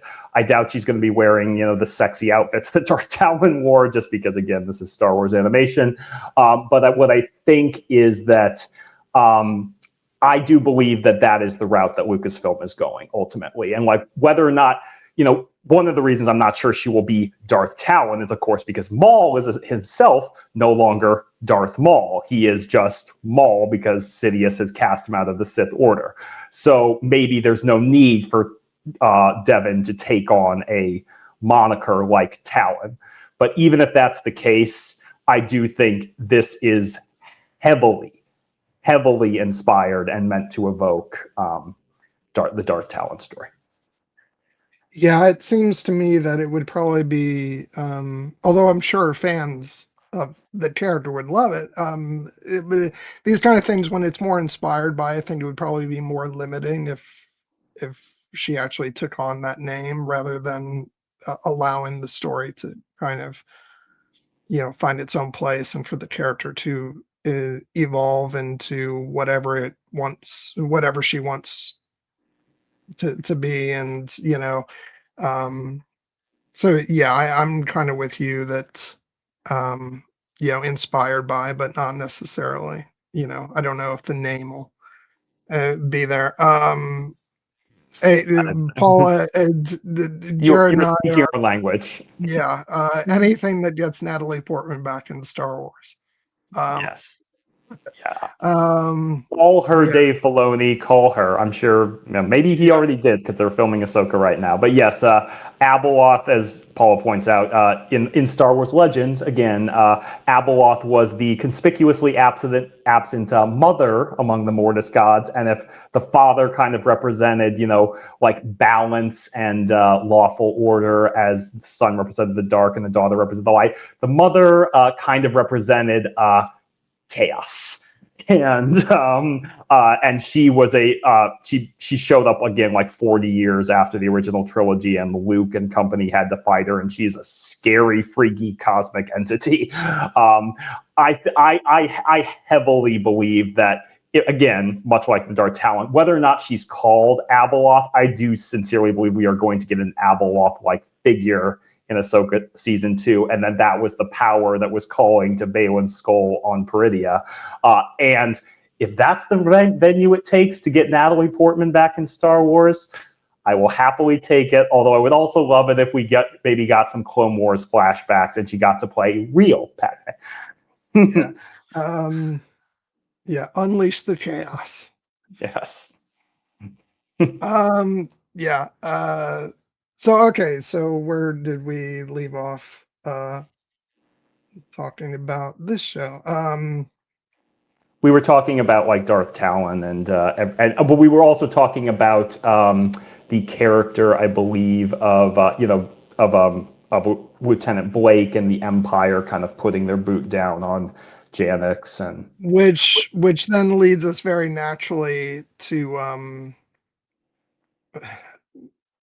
oh god, Tamara. Marek. Yeah, and I was not one of the people who like took issue with his presence in Ahsoka. I know there was like hype that was built up, and then people were disappointed. But but from what I can tell, the mark that we get in Ahsoka was basically just a reanimated ghost or corpse. Reanimated by what appears to be Night Sister magic, I would say. Yes. And who has a connection to the Night Sisters? Darth Maul.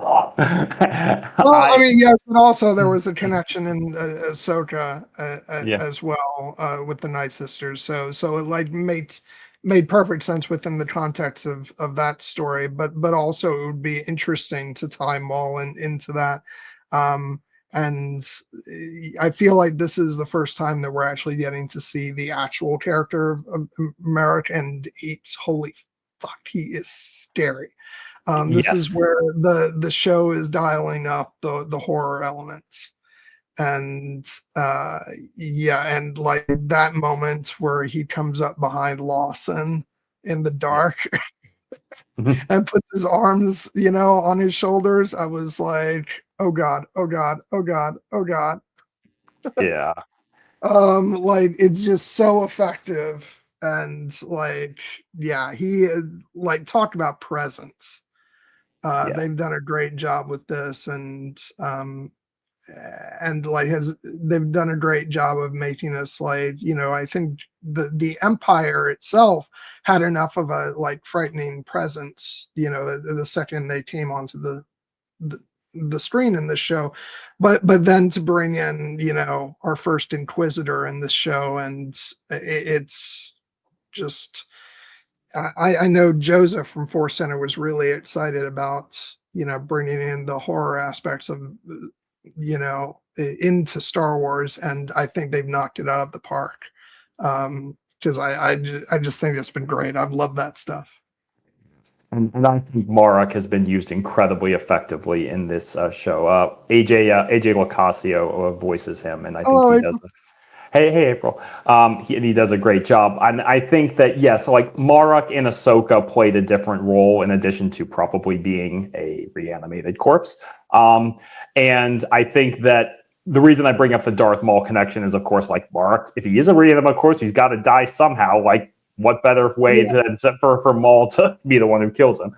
Um, but I think that in this show, like that interrogation scene you mentioned, like one of the reasons Mark has been so effective and scarier is in Ahsoka they shot him mostly in like broad daylight and stuff, and then here he is introduced as coming out of the shadows. And again, Lawson has never really encountered these Force users before, so this is a freaky, scary thing to happen. That's like, yes, the Empire is here and they're putting their military boot down on the planet. But guess what? They also brought a dark wizard with a lightsaber to wreck shit.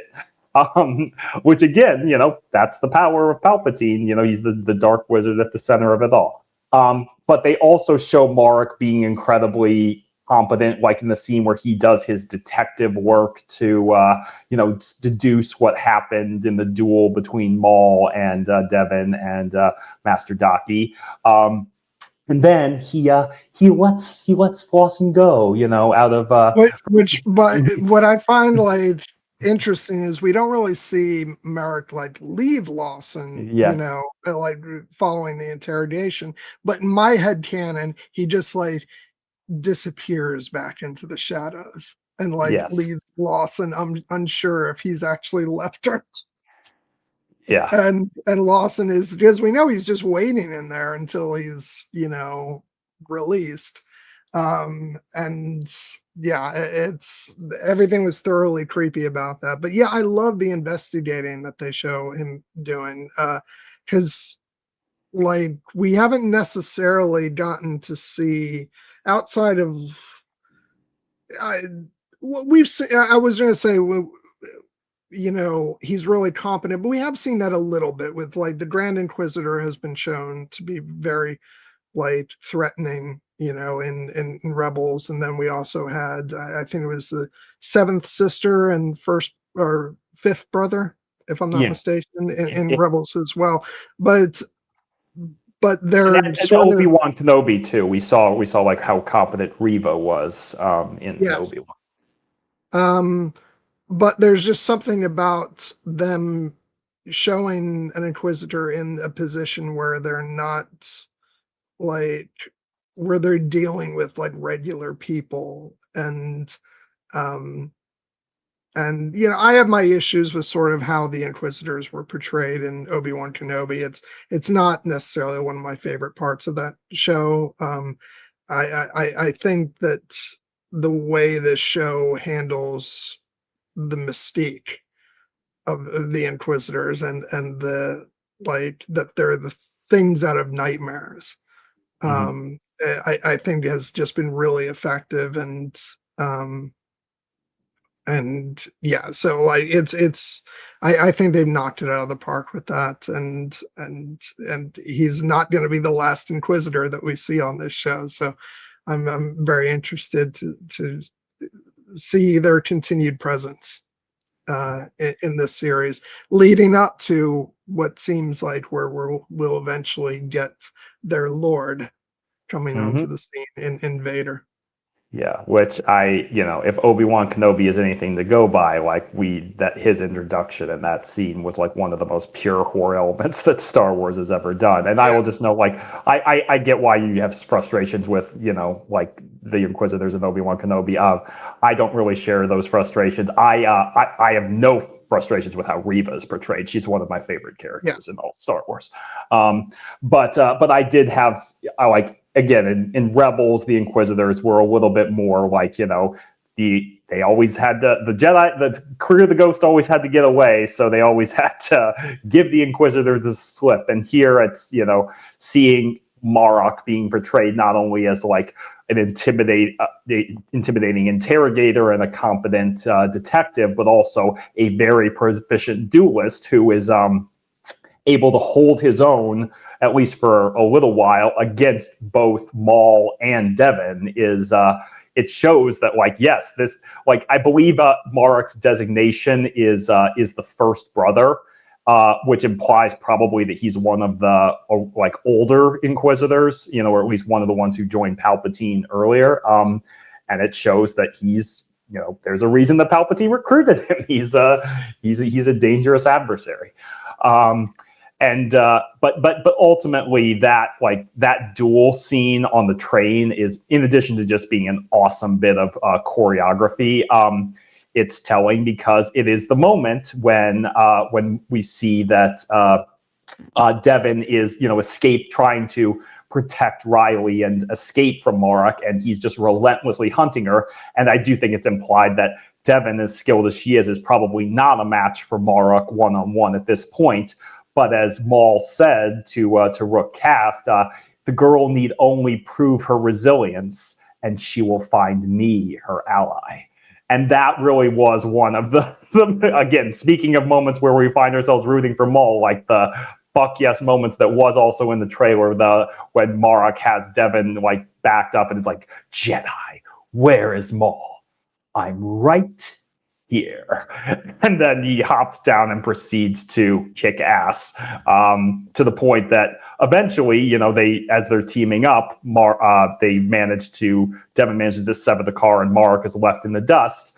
And then Devin immediately turns her lightsaber on Maul, and he's just like, yeah, no. He just walks away and has the line that you used to advertise the stream. Now you have seen the face of your true enemy. So good. Oh, yeah, that whole scene just, and the tunnel, like, it's so awesome visually. And yeah, again, like, where's Maul? I'm right here. Yeah, and like, if Devin hadn't like cut that, the cart loose, I think Maul would have handed Mark his ass. Yes. It's Fortunately, like, this is not the last time they will be crossing blades. We know this. yeah. They talked about this over on like Force Center, but or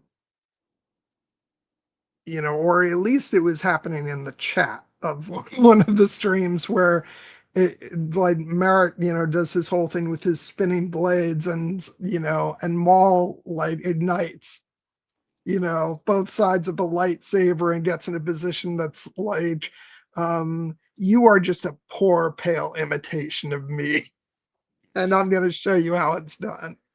And it's like, for those of us who have loved Maul going all the way back to 99, from that first Phantom Menace teaser, it's like, yeah, this is the real OG, and he's going to kick your ass. Yeah. Maul's utter and complete contempt for the Inquisitors.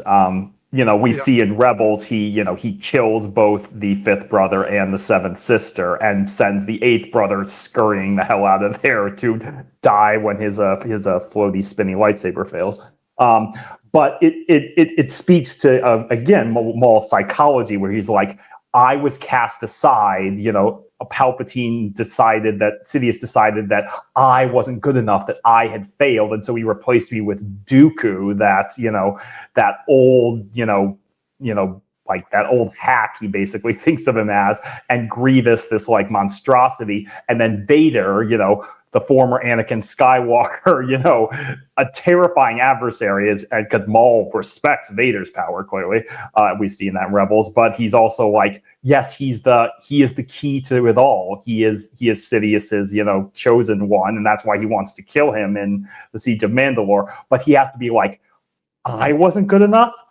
But these fucking guys, what the hell, Sidious? I will prove to you that your mistake by cutting them down one by one by one. That is why I'm absolutely certain that we're going to see Maul kill an Inquisitor, and we know it's not going to be the 11th brother, the one with the bird beak mask, because we know Ahsoka kills him in Tales of the Jedi. So, By the which is way, why I think Marek is going to meet his end at Maul's I know hands. there's a lot of like criticism of that short just because of the fact that it's kind of a, you know, truncated version of like the Ahsoka novel, and there's some, things that are left out of it that are very important to and people in that. But one of the things about that short that like I will always love and remember is just the moment when Ahsoka Eden cuts him down, and like the Kinder's music in that moment, it's just so fucking awesome. And so yeah, I love that moment. So I'm glad Ahsoka got that kill because it's really badass. Yeah. Um, Make a mental note to talk about the Kinder's music later in the stream because we do not want to forget that. Yeah. Let's run down some of the characters who we haven't given due to. First, I'm gonna say like let's talk about the dynamic um between Brander and his son Riley a little bit, which, you know, again, like this is the part of the story that is very sort of grounded and down to earth. You got the son who just sort of wants attention from his dad that he feels he's not getting because his dad is, so consumed by his work. And, I'm not the first one to make this observation, but I loved like the pizza boxes on the table and in their home. Like I love that now there's officially Star Wars pizza or an equivalent. Um, and I really love the scene with him and his mother. Um, and that's probably going to be a scene that I point to most about like how I feel like the animation has like stepped up its game, because as much as like we can go on and on about how great the sort of um the sort of scenery looks, and and what they're doing with the flourishes, like the watercolor look, or the bleeding edges.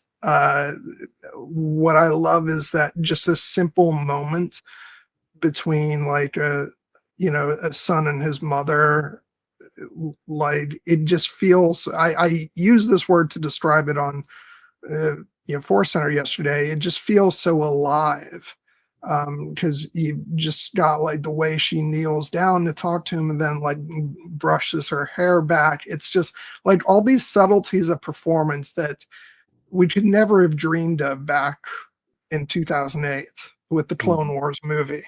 And what they're able to do, it just, I don't like to use the phrase like it looks just like live action, because first of all, it doesn't, because it's not the same. And second, that should not be the end goal of animated content anyway. But again, the word I use is alive. It feels like these characters are living, breathing in front of us. Um and so that's a big reason why I love that scene. And also because it's subtle. Like she's not like a big bad imperial officer. She has a job with the empire that's probably just like, again, she probably just works in a cubicle somewhere or something. Or maybe not. Maybe we'll find out that she, does something else. But for now, that's what it seems like. And that just seems so much more real world than if it's revealed that she's like an all-out villain. It seems like she just doesn't quite know what the empire is. Mm-hmm. Um, and but it's a steady paycheck, and she's Yeah. doing her job. And so that's why I love that scene between them. Um and yeah, and the moment with Riley when when takes Devin into his room, is trying to like clean everything up. It's like, yep, we get it, buddy. We get it. He wasn't expecting to have a girl over, and Yeah. so he needs to tidy up his room, and it doesn't seem like she's interested in hearing about his prowess at Bodekin, which is a shame because he seems like he's pretty damn good at it. But I do really like the point that you're making about Riley and his connection. You know, kind of his place as the broken in the broken relation. Hey, Cassie.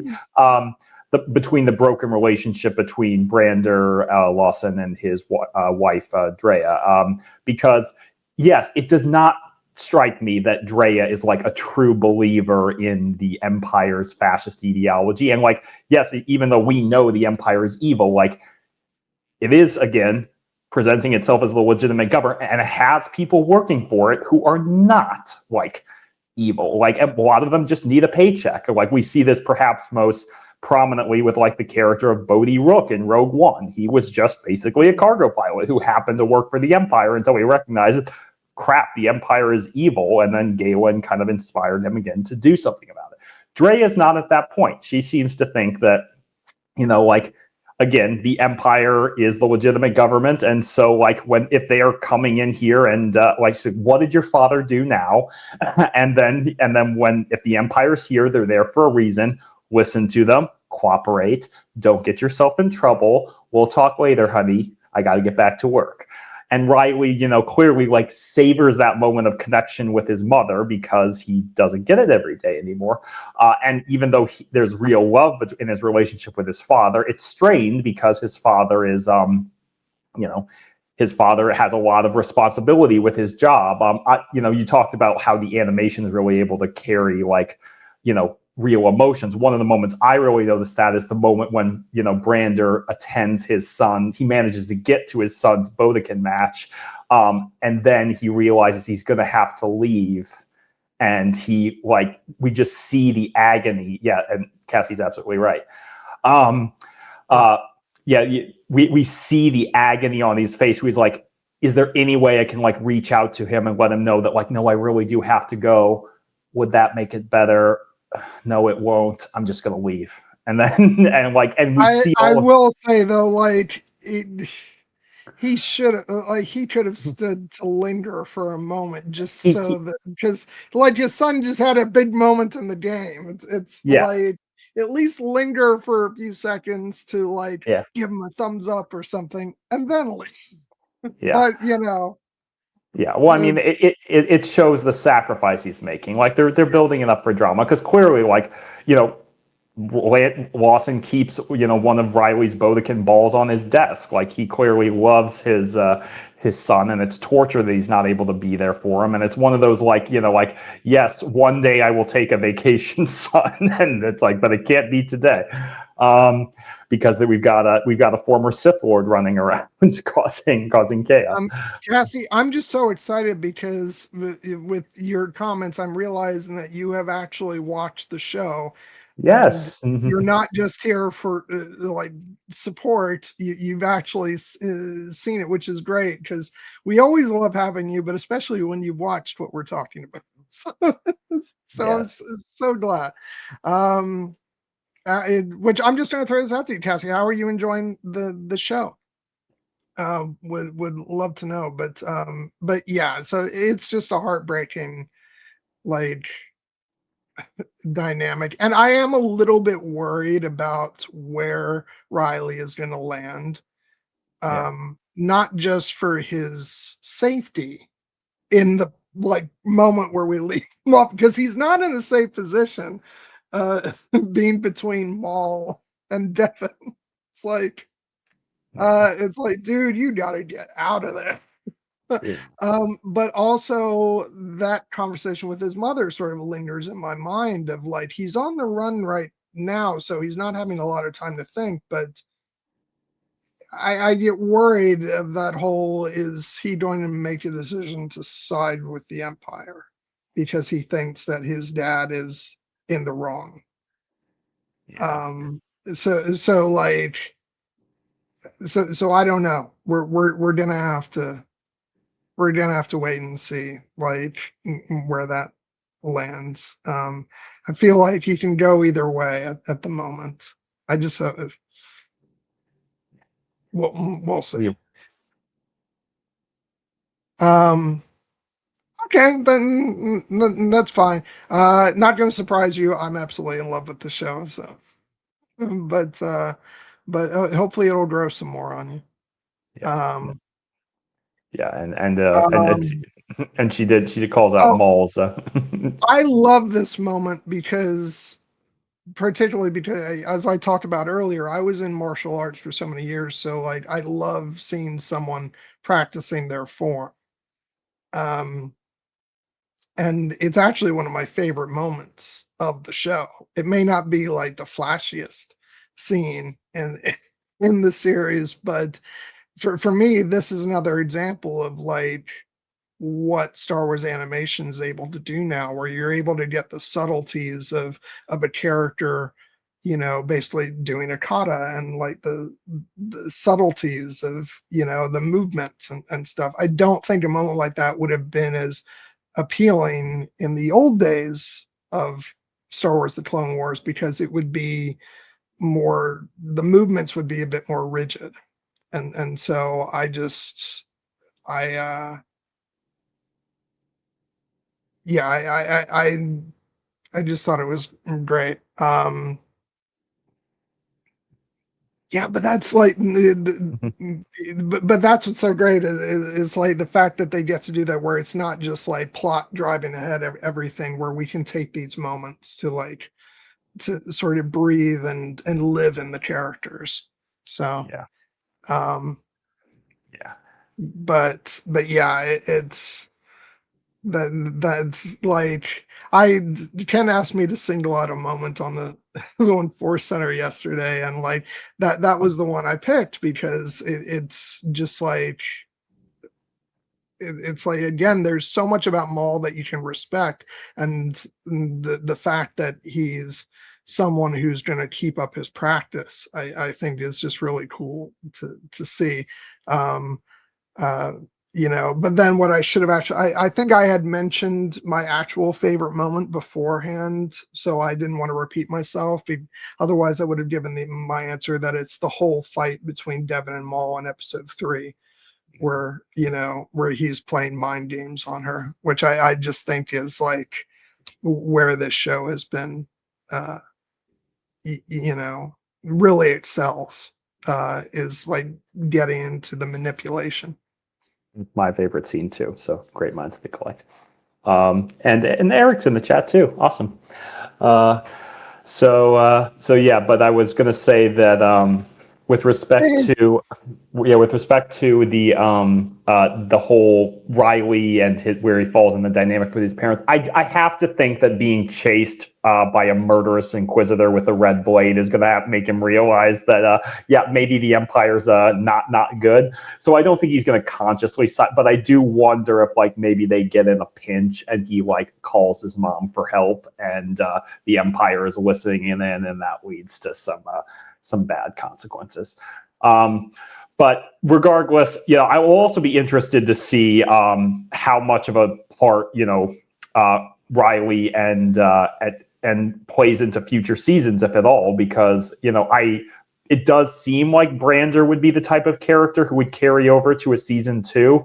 But if he has to go on the run, like maybe his son doesn't get to go with him. Like, that would, be kind of an interesting, and heartbreaking dynamic. Um, which but I guess is what makes me worry that he's gonna, like, you know, end up throwing in his lot with the Empire, perhaps at his mother's urging.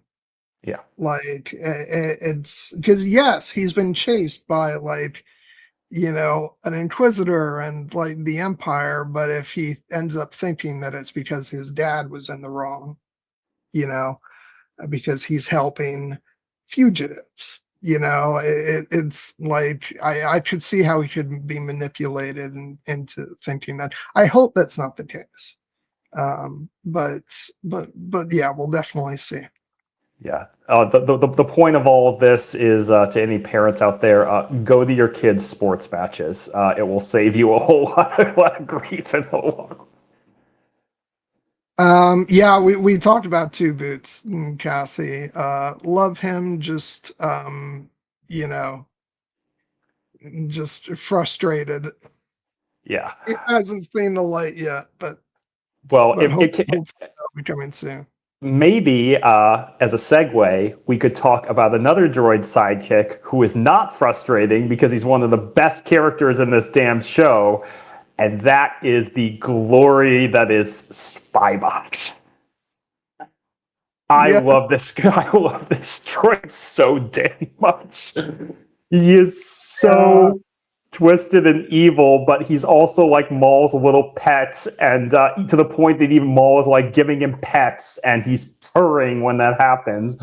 Um, and the fact that he's just also, talking, he's again competent and very skilled, and doing a lot for Maul's criminal organization, but he's also talking to himself under his breath he is having constantly. the most fun out Fun. of anybody on this show.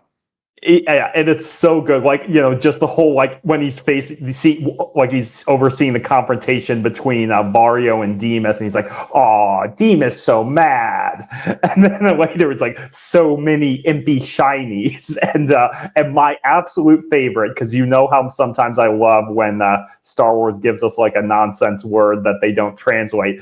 When he decides he needs to skedaddle out of somewhere, and he's like, "Bush-skidoo." Fucking great. I love him so much. And I quoted him earlier with the "Unleash the Chaos." Um, Yes. And he's it's voiced just by great. David Collins, by the way, who is a legendary Star Wars sound designer, including on this show, and has a great podcast about film scores that you can listen to. But his voice work in this series is impeccable. Yeah, like villains, like sidekick droids on Star Wars are always so much fun. Yeah. But I don't think we've ever seen one that takes quite as much delight in his own evil doings Yeah. as Spybot. Um, but yeah, no, it's Joseph Scrimshaw said it's like he's playing a video game Yes. basically the whole time, and I find it hard to put it any better than that. It's yeah, he's just a lot of fun, and yeah, he basically reminds me of a Decepticon, Yeah. basically. Yeah. And I think that's why I love him so much.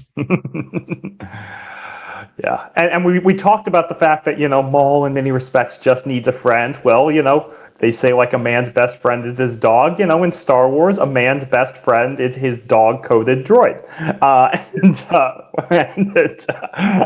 Yeah, I mentioned it, but I love that. I love the fact that he in the first episode settles down by Maul's side, and Maul is literally giving him like the Doctor Evil like pets, and Spybot is literally purring. It's so good. But now somebody has to make a meme of Maul going, "Come, Mr. Bigglesworth." Um, yeah. So, I'm going through the the other okay, like we haven't talked about him yet, but talking about like entertaining, fun characters. Um, I do want to talk about Vario. Yes. I love Vario. He is definitely like in this oftentimes very dark and moody noir type show. He is 100% on the comic relief side, along with Spybot, but Spybot also has a darker murderous edge. Vario, even though he's a criminal syndicate leader, is just fun. All the more so because he's Uh, an Alina who is, diminutive in stature and uses a power suit to make himself appear more imposing, and then, but it also just can never, ever, ever keep his mouth shut.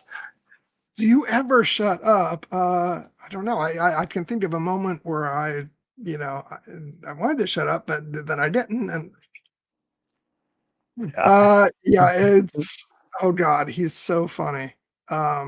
Yeah, and again, I know he's not a good person. Like, he shoots his enemies, only in self-defense. And he doesn't shoot them in the back. But just like the fact that, yeah, again, the fact that he will not shut up, and even in the face of like his impending death. But you know what? It's actually a quality that saves his life, because when Maul's about to kill him, it's the fact that he won't shut up and he keeps rambling, and eventually, uh, you know, settles on talking about the pipes and how he can help Maul get to the pipes, and it saves his life. Um, then I love later on when he's like, what do I get? Yeah, you got everything you want. What do I get? And you get, You you are live. still alive. You live. Um, Like he's like, oh yeah, that's good good. point. That's a good point. I do live. You are free to leave and take your chances with the Empire. You know what? I think I'll stay. Yeah. Who doesn't love hanging around in the bowels of the city? Except for the stench and the darkness. So yeah, like he is like, you would almost worry that a character like that might like be a bit too much, you know, but somehow they've done it where he just, you know, he just offers that touch of comic relief that we need to balance things out. And so I'm enjoying him immensely. Um, Yeah. Yeah. so he's a lot of fun. Yeah, he's voiced by Chris Dianamonopoulos, who I recognize primarily from Hannibal, where he played a very different character. But most people probably know him from Silicon Valley, where he plays a character much more in line with Mario's sensibilities. Um, but yes, he is a great kind of dash of amusement in the darkness, and also a character who I think can represent a little bit of a wild card, because even though he's kind of sticking with Maul for now, like clearly he's the type of character who will like seize any opportunity to get the hell out when the opportunity comes. And we get a kind of a great moment of that dichotomy when he's being used as by Maul as kind of the front to get him into an audience with the Pikes so that he can kill Mark Krim for betraying him. And we see, Barrio basically like dime out the fact that Maul is coming. And you have to wonder, like, was he actually trying to get in with the Pikes and escape from Maul, or was that all part of the ruse? Because Maul doesn't kill him, so perhaps he thought Barrio served his purpose.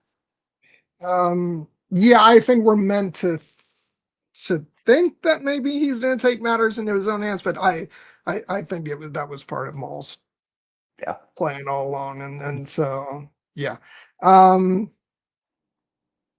he also kind of reminds me, maybe not quite as like not quite as sadistic, but I feel like he's going to end up playing a similar role to Yabushiki in Shogun, where like he's gonna play, whatever side is most beneficial to him at any given moment, and then I think eventually he's gonna pay for that, where he'll meet an end at Maul's hands.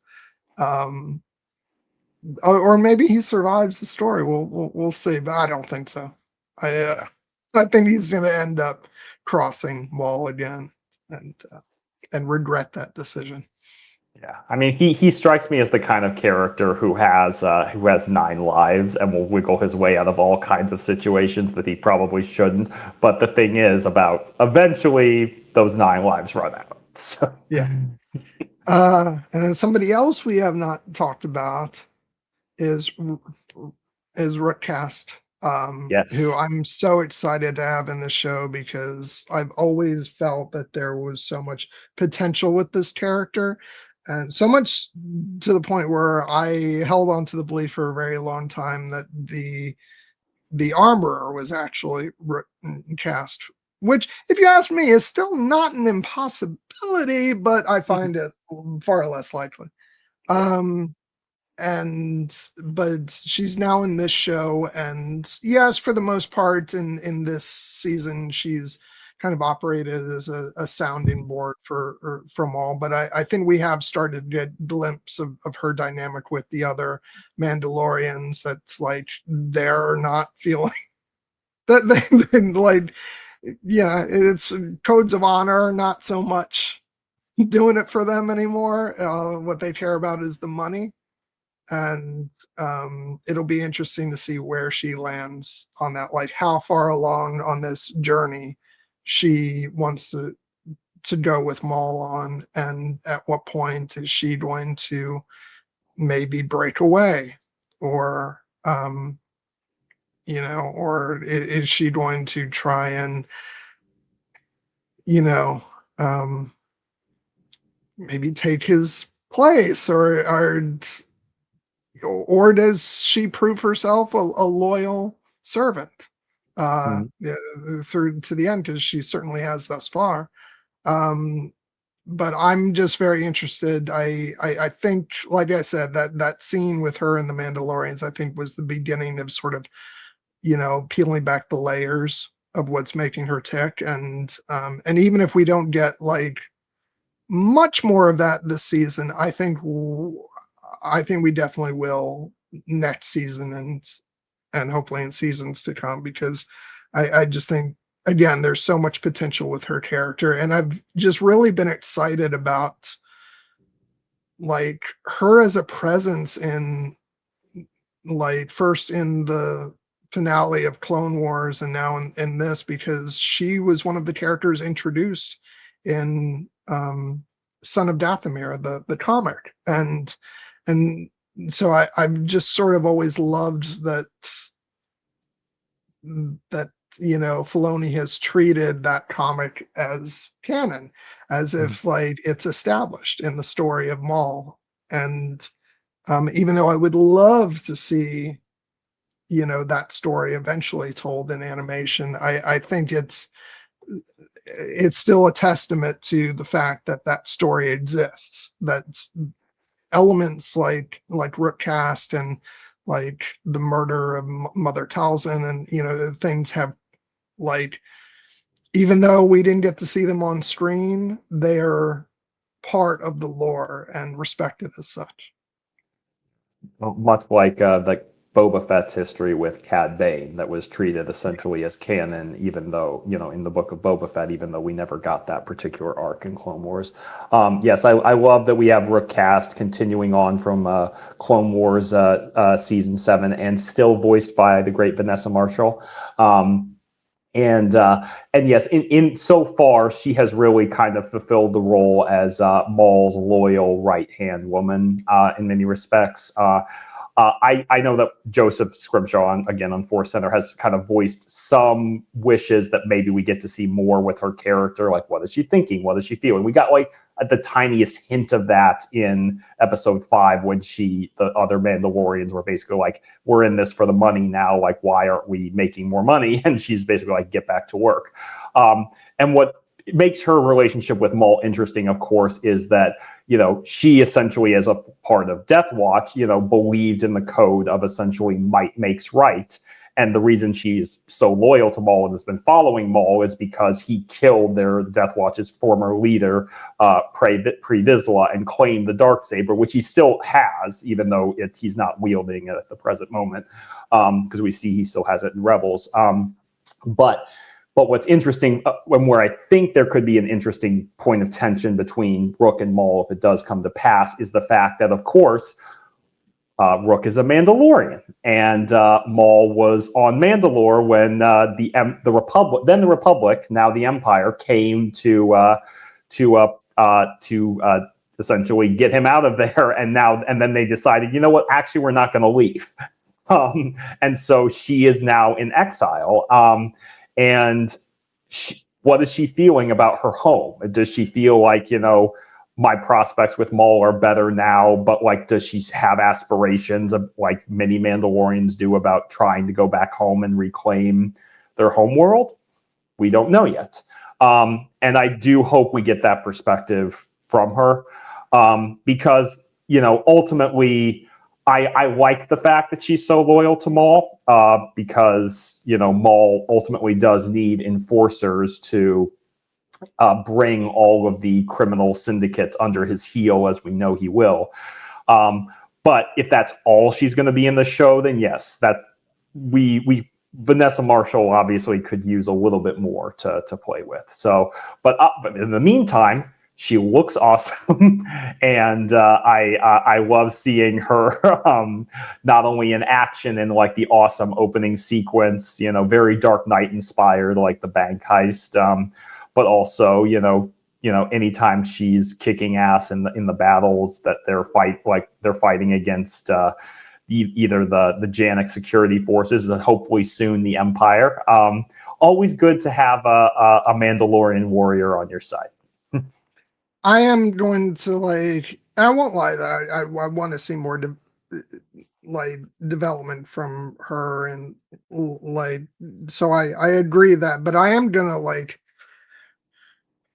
I'm gonna push back on some things that I have been hearing a little bit about, um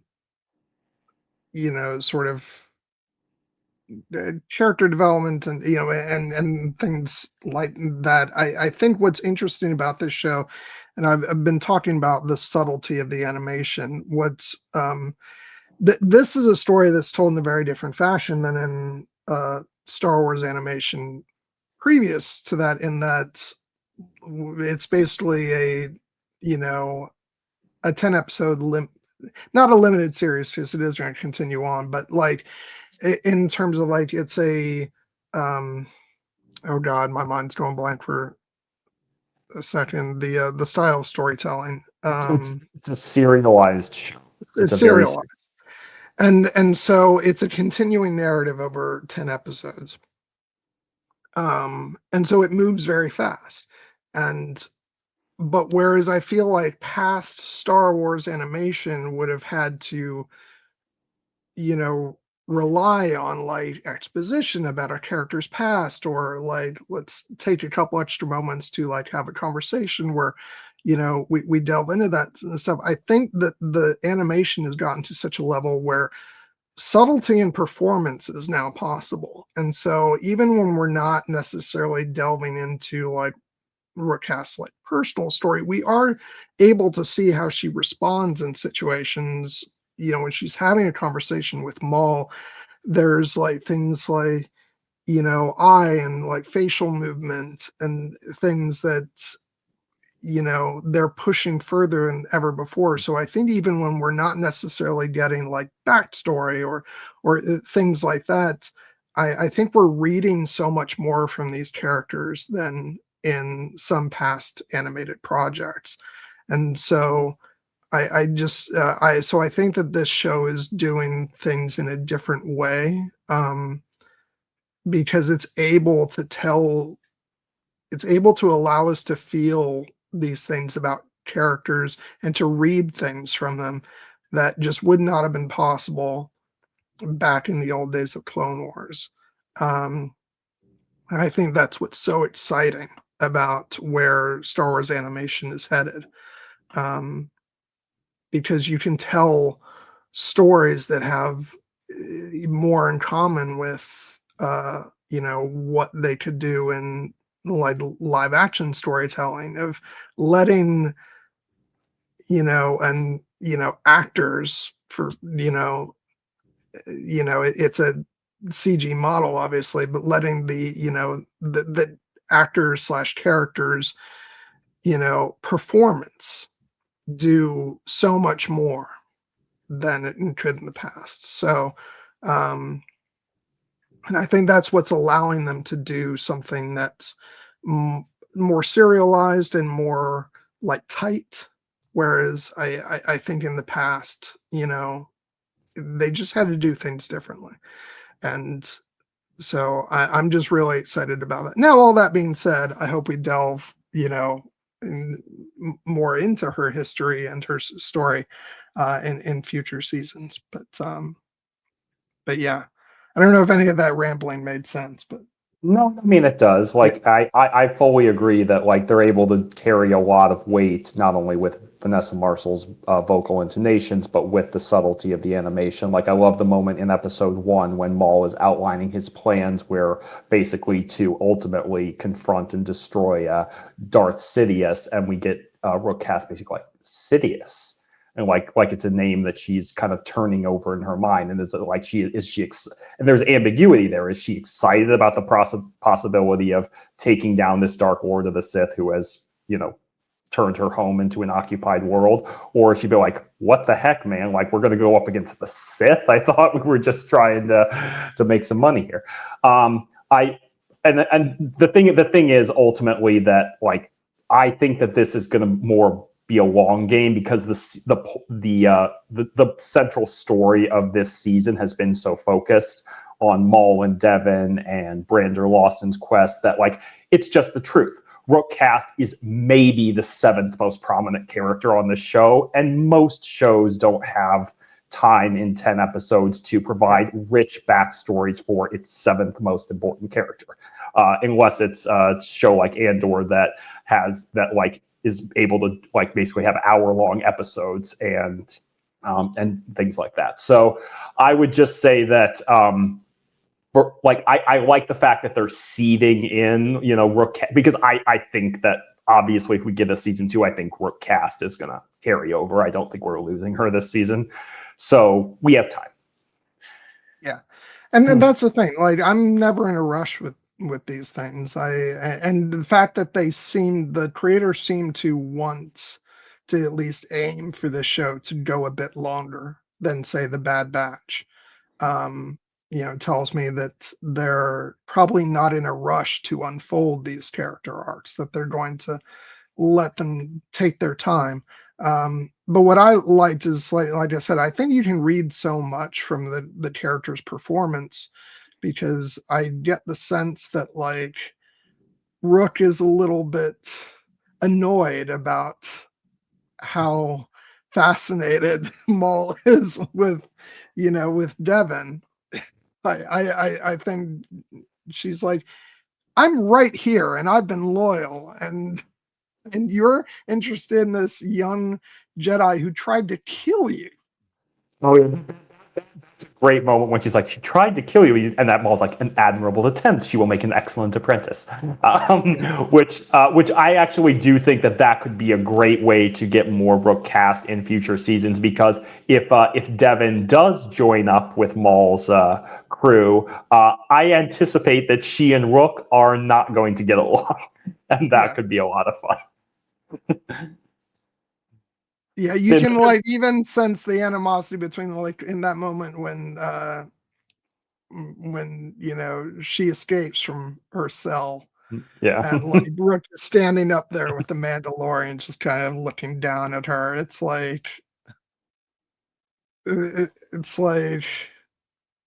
I'm going along with this because it's what Maul wants, but Jesus Christ, we don't need to be wasting our time on you. So yeah, I think there's lots of great potential there to be mined.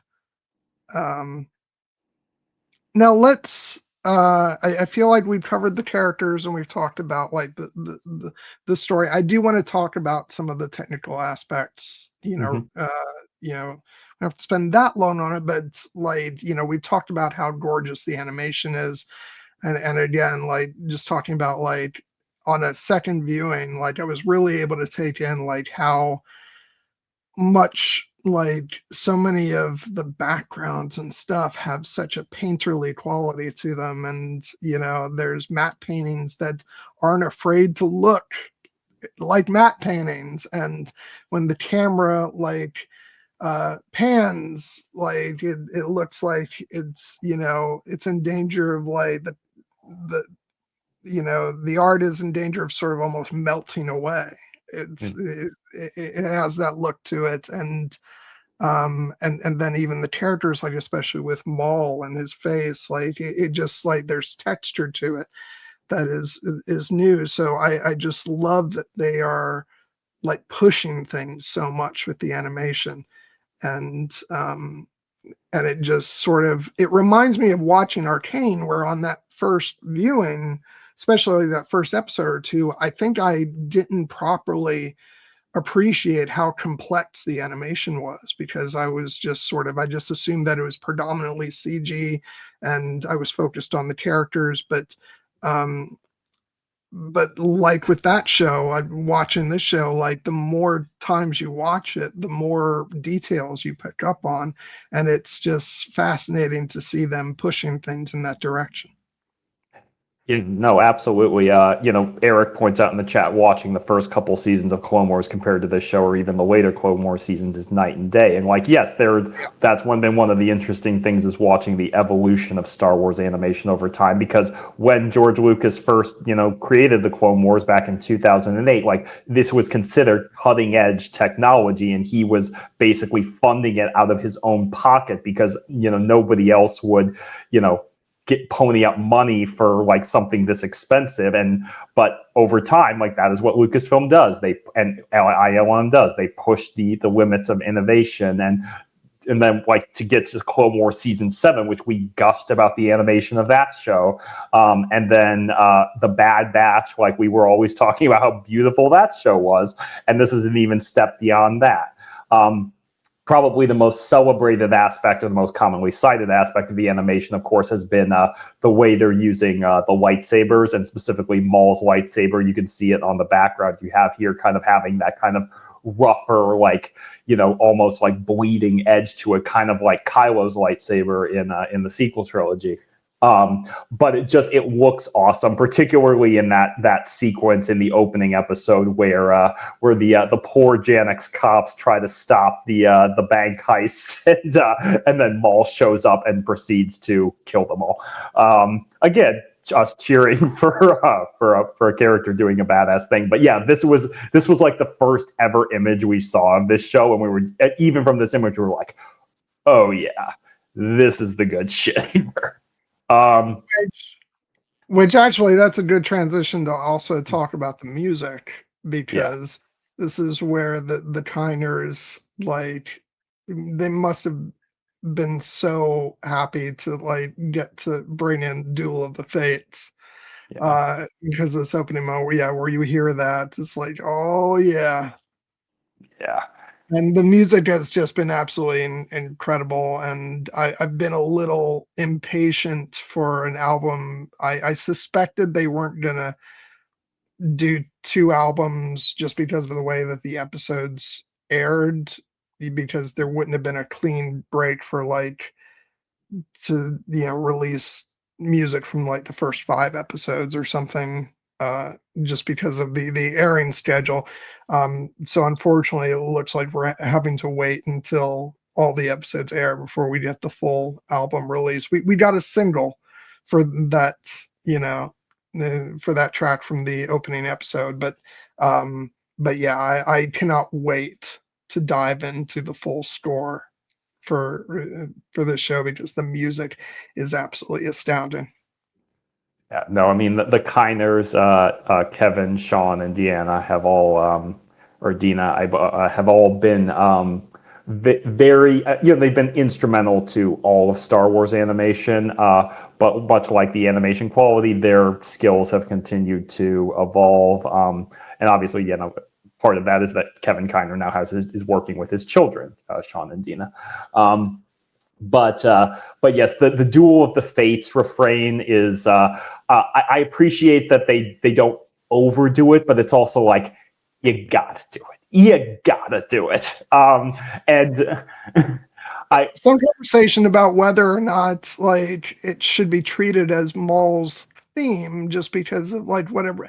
I'm like, okay, I know it expanded yeah, to be used by more, but come on, that's music that's associated yeah. with Maul. Well, I So mean, like it, obviously, like Dave Filoni gave that very passionate and much acclaimed speech on, I think, one of the Mandalorian Gallery episodes, where he outlined the true purpose of the Duel of the Fates music was essentially the conflict for Anakin and Anakin's soul between Qui-Gon and the Sith.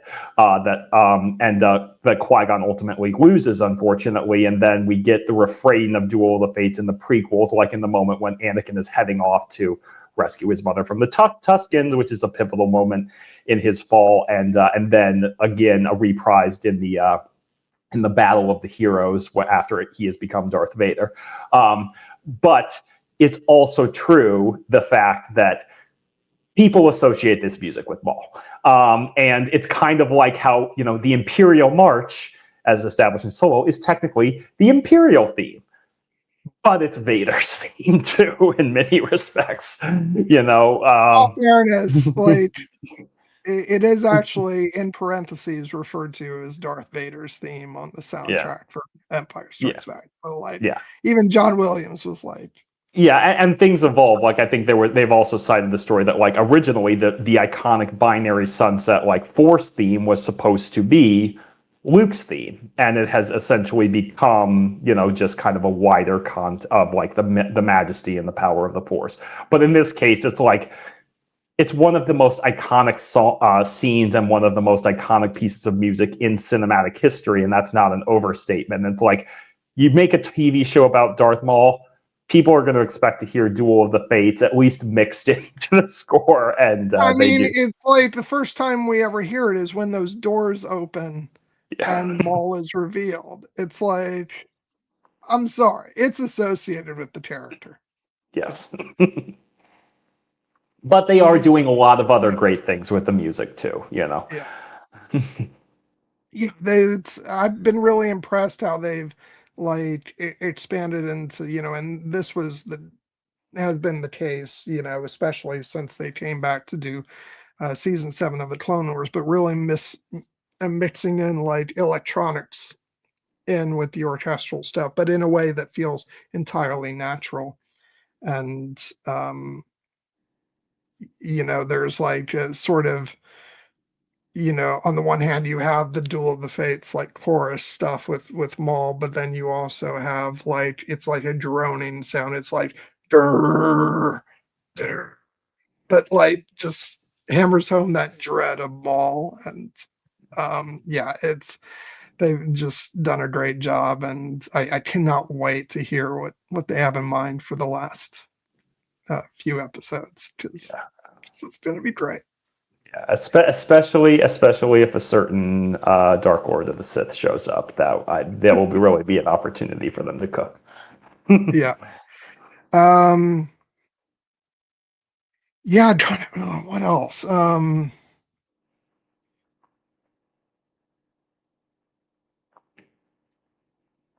Just like aside from like we talked about the animation itself, like the quality of the animation, but I just want to like hammer home again like how impressed I continue to be with what they can achieve scale wise on Mhm. these shows, and especially like there's a whole like the design of the show and like the cityscapes of Janix and stuff. There is so much that feels very like I know you mentioned like Dark Knight, but like also Blade Runner-esque, Yeah. and of course the noir atmosphere, helps with that. But I just the way the first episode opens up, like with the city and all the blue, and then when it shows the Mandalorians like scaling down the building and stuff, it definitely felt very like these are big wide cityscape shots that like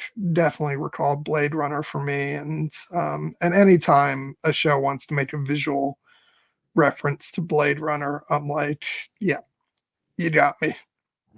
Yeah, no, I mean, this is an opportunity to talk about just what a cool new world Janix is as an addition to the Star Wars canon. Because, essentially the entire show, with the exception of that brief sojourn to Obadiah so that Maul can kill Marg Krim, the entire show has been set on Janix so far. And I have never once been bored with it or wishing that we could go somewhere else. Like, it's just a cool premise for a city that's basically like set into this sunken crater, and it has this dynamic of like criminals running rampant, but also kind of having a respectful truce with the law enforcement, and just the kind of the dark blues and the blacks, and even when you see it in the daytime, it looks a little bit like Coruscant, but also kind of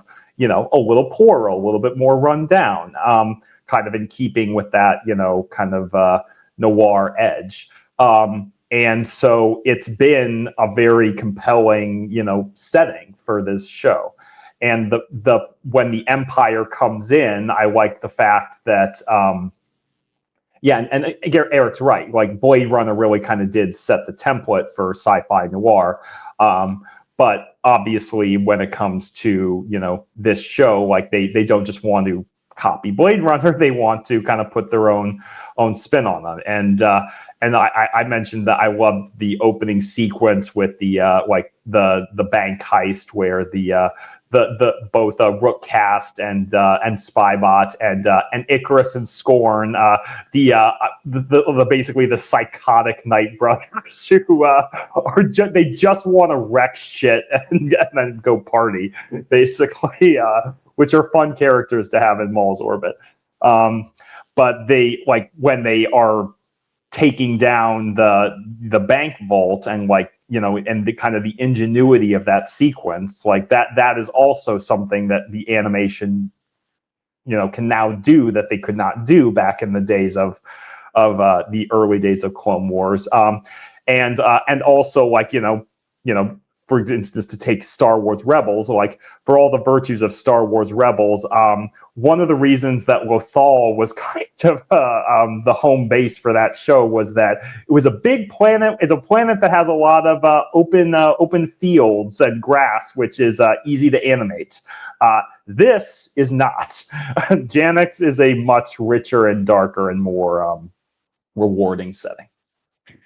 Yeah, it's on this latest watch, I was looking at this, and I was like, there were just certain things about it, especially now that it's because we're dealing with the Empire, which was, visually we got a lot of the Empire in Rebels, and and there were lightsaber fights and stuff. And I was watching this show, and I'm like, and I love Rebels. This is no shade, and like they had limitations at the time, and like they were still developing, like, quality wise, what they could do with the animation, but this is so far beyond what they could have even dreamed on doing on Rebels. And so yeah, it's part of the reason why I'm always going to be like a little. And you and I have been champions of the show Ahsoka. We love it, but there's always going to be a part of me that's like, oh, it would have been so sweet for them to make Ahsoka animated, and to get to not only like just see for the show's own sake what it would have looked like in that medium, but also because it trades so much in Rebels characters and Rebels locations and stuff. It would have been just a thrill to see Rebel stuff through the lens of this, of the sort of more sophisticated Clone Wars style of animation. But who knows what the future holds, and what we have already gotten to see Hera, in like, we got her in the Bad Batch. That was a thrill. So and young Kanan. We got young Kanan briefly. Young Kanan too. Yeah. But yeah, I mean, obviously, I love Ahsoka as is. Like, now that we have performances like the late great Ray Stevenson, I'm like, I would never want that taken away. But yes, it's the road not taken. So yeah. Okay, so I want to start winding down. So, like, are there any things like that we didn't touch on that you would like to make sure to highlight? I'm trying to think if there's any like big plot points or anything that we haven't really touched on. I think we've actually done a pretty thorough job of covering like the big kind of sweep of the overall narrative of the season. And obviously, like there's much speculation to be had, but we also aren't going to have to wait that long. We'll be talking about this show again in 2 weeks after its first And season the next episodes drop uh tomorrow or tonight tonight, or tonight tomorrow morning, basically. whatever. Yeah. Yeah. Um, but maybe I think what we can kind of maybe I just want to kind of drill down on, to kind of draw things back to where we kind of started our discussion, is just kind of how this show is kind of taking Maul's philosophy and using it in such a way that it is framing it like a seduction for us and the audience, and also for Devin, and for us to see essentially how that will come into play as the way to fight, overwhelming impression of tyranny. And how do you essentially approach that without losing yourself? Because I think that what we're going to be seeing in these next couple episodes is, if people don't mind seeing the titles. So the titles of the final 4 episodes are Call to the Oblivion, The Creeping Fear, Strange Allies, and Finale. Which I part of me wonder that that's a code for a secret title that we're going to get. But in particular, the Strange Allies aspect of it, I just really want to see like how Devin finds her way into Maul's orbit. That is really the most, even more than like the prospect of an awesome like Vader Maul fight, which we may be teased with at the end of season 1, or maybe we'll actually get it. Who knows? But the single thing that I am the most compelled by for the next 4 episodes is Devin's choice, and what form it will take, and how far she will go, and to what extent, if any, will she start to lose herself along the way, and what will that say about what it takes to essentially, as Star Wars Explained, for instance, has talked about, like essentially trying to fight evil with evil. And can you actually do that without losing your soul? I believe the answer is ultimately going to be no, you cannot. It's interesting because back earlier in the season, when we didn't quite know what the sort of narrative scope of the season was going to be, and like, you know, how quickly might Devin fall to the dark side, or like she still hasn't, gotten there. The show is kind of taking its time developing that story, but there was a moment like early on where I was allowing myself to speculate responsibly. Um, Mm-hmm. and when I saw the title "Strange Allies," I was like, "Oh, um, does Ventress come into the story, and she's the strange ally with Maul?" I don't think that's going to happen. Maybe season 2. Maybe season Yeah, 2. yeah. Now I think that title probably refers not just to Devon and Maul, but I think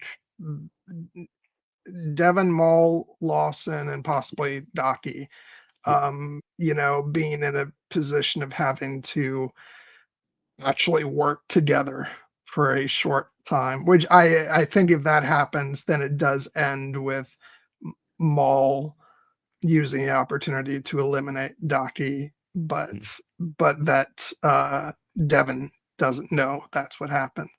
Um, I'm really interested to see what the dynamic between Maul and Lawson is moving forward, because it's like there was a part of Lawson that wanted to take Maul's deal, but he just he couldn't do it. But now that he's on the outs with with the Empire, and he's not like officially anything anymore, um I think that like circumstances might put him in a position to have an uneasy alliance with Maul.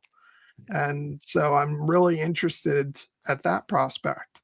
As far as like Maul's like seduction of not only Devin but us, the audience, I'm really excited for it because this is a work of fiction. Um, but I caution viewers to not apply Maul's message or logic to the quote unquote real world, which I see happen a lot. One of my least favorite things that always happens is like, and we talked about this when we did a stream about the revival show. Um, I hate the phrase Magneto was right. Yeah. He is not. Mm. He might be. It depends specifically on what you're talking about. If you're talking about his read on humanity, uh, and like what the worst of humanity will do, then yeah, Magneto has a pretty keen insight into humanity, or at least some of humanity. He is not right in the measures he takes and what he does. He is in many X-Men stories, he's willing to hurt people, innocent people. Um, so no, he's not right, and I don't like that as a sort of thing to hold on. And then people use that to apply to like real world situations of like we should follow like Magneto's lead, and like I hate that. I always have. And I love Magneto as a character. He is one of my favorite characters, but that doesn't mean that he isn't a villain. Yeah.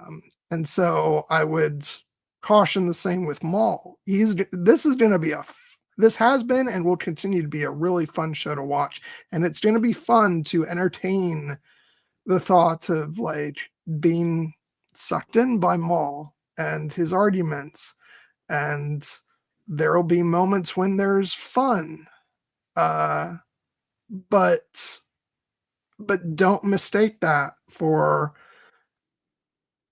how you should approach real life, because that is not, as another, to paraphrase another Star Wars saying, that is not the way.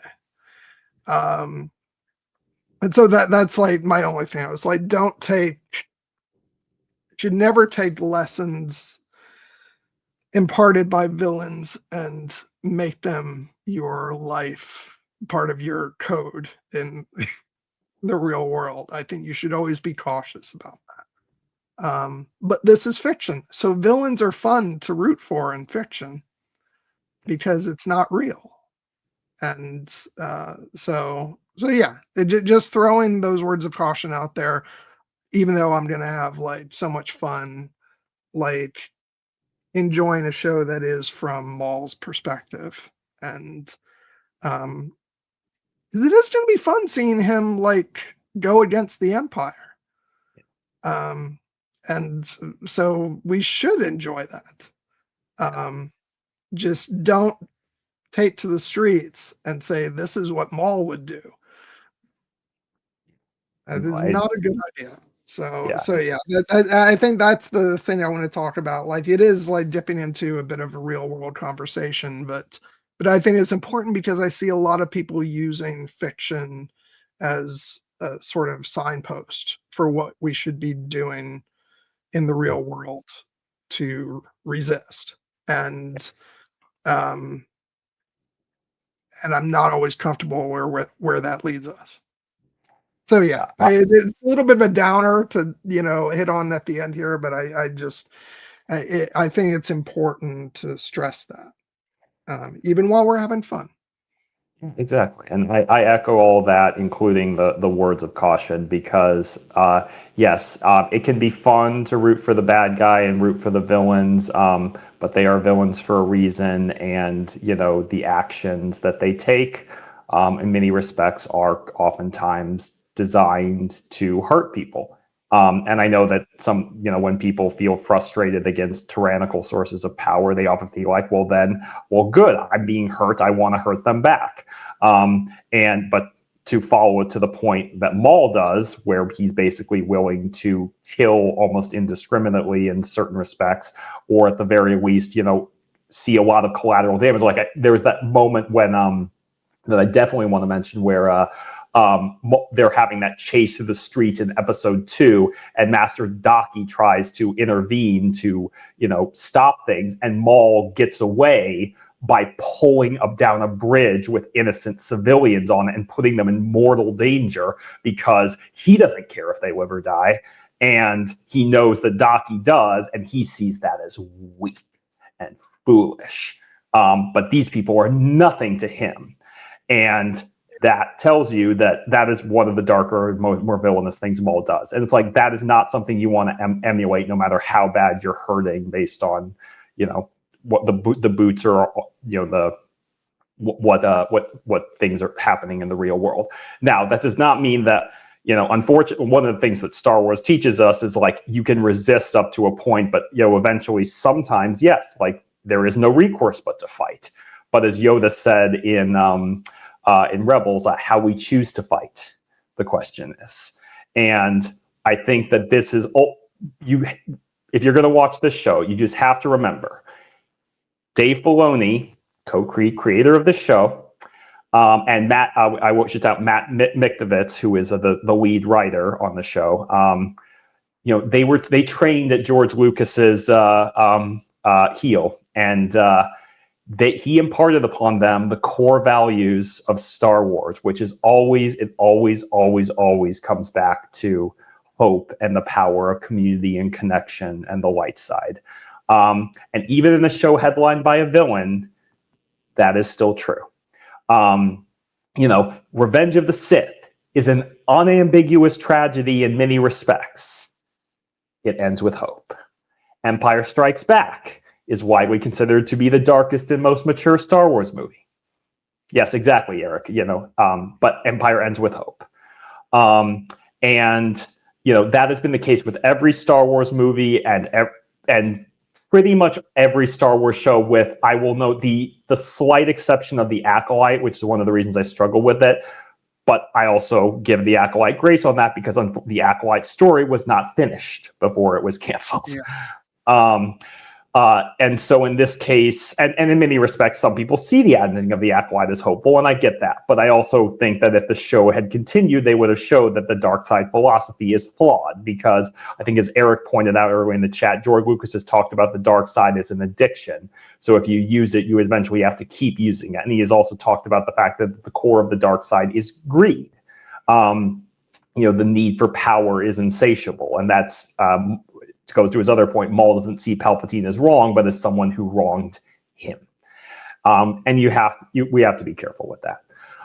But I trust the writers of this show implicitly. I trust, as I said, not only Dave Filoni, but Matt Miktovitz. And just to call out a couple of the other all-star writers on this cast, I was absolutely delighted to see Jennifer Corbett's name as the writer of episode 5, the lead writer on our beloved Bad Batch. Also Christopher Yost and Amanda Rose Munoz, who wrote episodes of that show, Julia Cooperman, and as well. So these guys know what makes Star Wars tick. And even though they're going to have fun playing in the dark side sandbox with Maul, it's always going to come back to hope in the end. Even if Maul himself, cannot change, and even if Devon's fate, whatever awaits, like, I do think she will probably end the season in a dark place.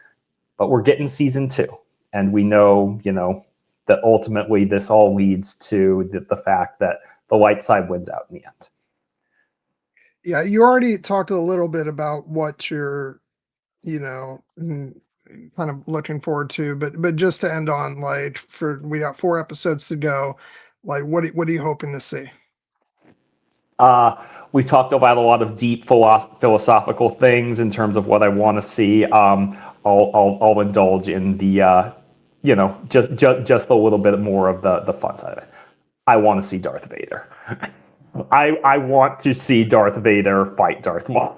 I think it would make perfect narrative sense for this show because we know that Maul and Vader have a history together. Maul may have contempt for the Inquisitors, but when Vader shows up in the season 2 finale of Rebels, he's like, "Oh no, I'm out of here." So that they have to cross blades at some point. I would love to see Palpatine too, because as we mentioned, like at some point, I think that Palpatine and Maul will come to an uneasy detente where Palpatine's basically like, "You have your criminal syndicate, you run your little fiefdom, but if you ever come at the king or the emperor, you best not miss. So don't even try."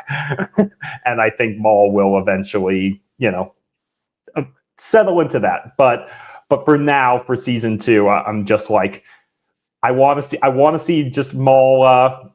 Season 1, I want to see Maul, take down. Like, we know he's going to fight the Inquisitors again. We know he's going to take down a Walker, and Devin's going to see him do it, and that's going to be pretty awesome. But you know what? If we on the top of this delicious sundae that has been the first season of Maul Shadow Lord, if we get the cherry on top of Maul versus Vader, I'm not going to be mad about it. I'm not going to consider it fan service or whatever nonsense. I'm going to be like, fuck yes, this is awesome and makes perfect sense. Yeah, I'm still of the opinion that Vader will get teased at the end of the season, but won't necessarily open the scene. You walk onto the scene yet. If he does, though, I won't complain. Like that'll be awesome. Some things that I'd like to see. I actually really love to see the Grand Inquisitor come in. I think because, and maybe it's just because maybe it just all goes back to my frustration with Obi-Wan Kenobi and the fact that for me, I always want Jason Isaacs as the Grand Inquisitor. We did get him in Tales of the Empire. Yeah. So yeah, I'd love to see him come back. And it seems like story-wise, there would certainly be reason to see him again. I'm gonna throw like a wild thing out there because ever since like he showed up in one episode of The Bad Batch, I'm forevermore going to be on Cody watch. Yes. Like it doesn't maybe it doesn't make sense for him to show up, but he can show up anywhere. So I'm like, give me Cody. And yeah, I'm just really interested to see how and why Maul actually clinches the connection with Devin, and like how Docky figures into that and who kills him. And because unfortunately I think it's going to be really sad regardless, because I don't foresee it being a happy moment. But yeah, it'll be really interesting to for that. And like another thing, because I saw it in one of the trailers, I think we see the planet of Urbana at some point, Oh, because I nice. recognize the bridge from Clone Wars season 7, and I am interested to see what the context of that is.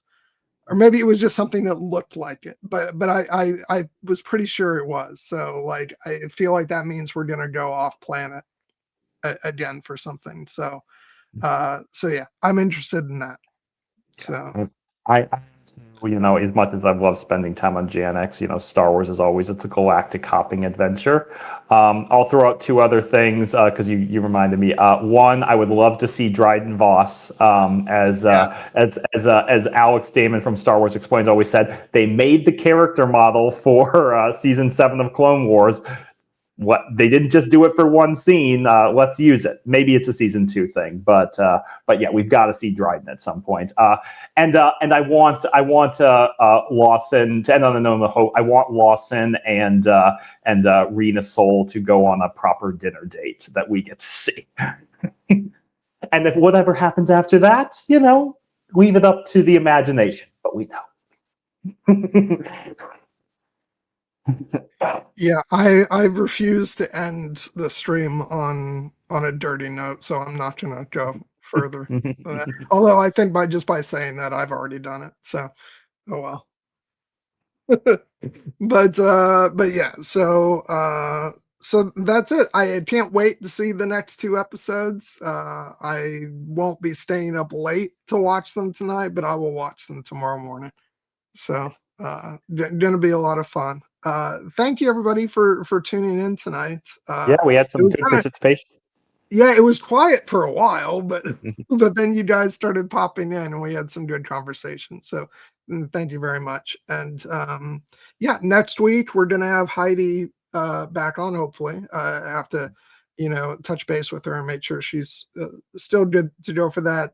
We're gonna be talking about the film Excalibur, which is celebrating its 45th anniversary this year. So that's going to be really exciting. And then the week after that, we'll be following up with the remainder of the episodes from Maul Shadow Lord.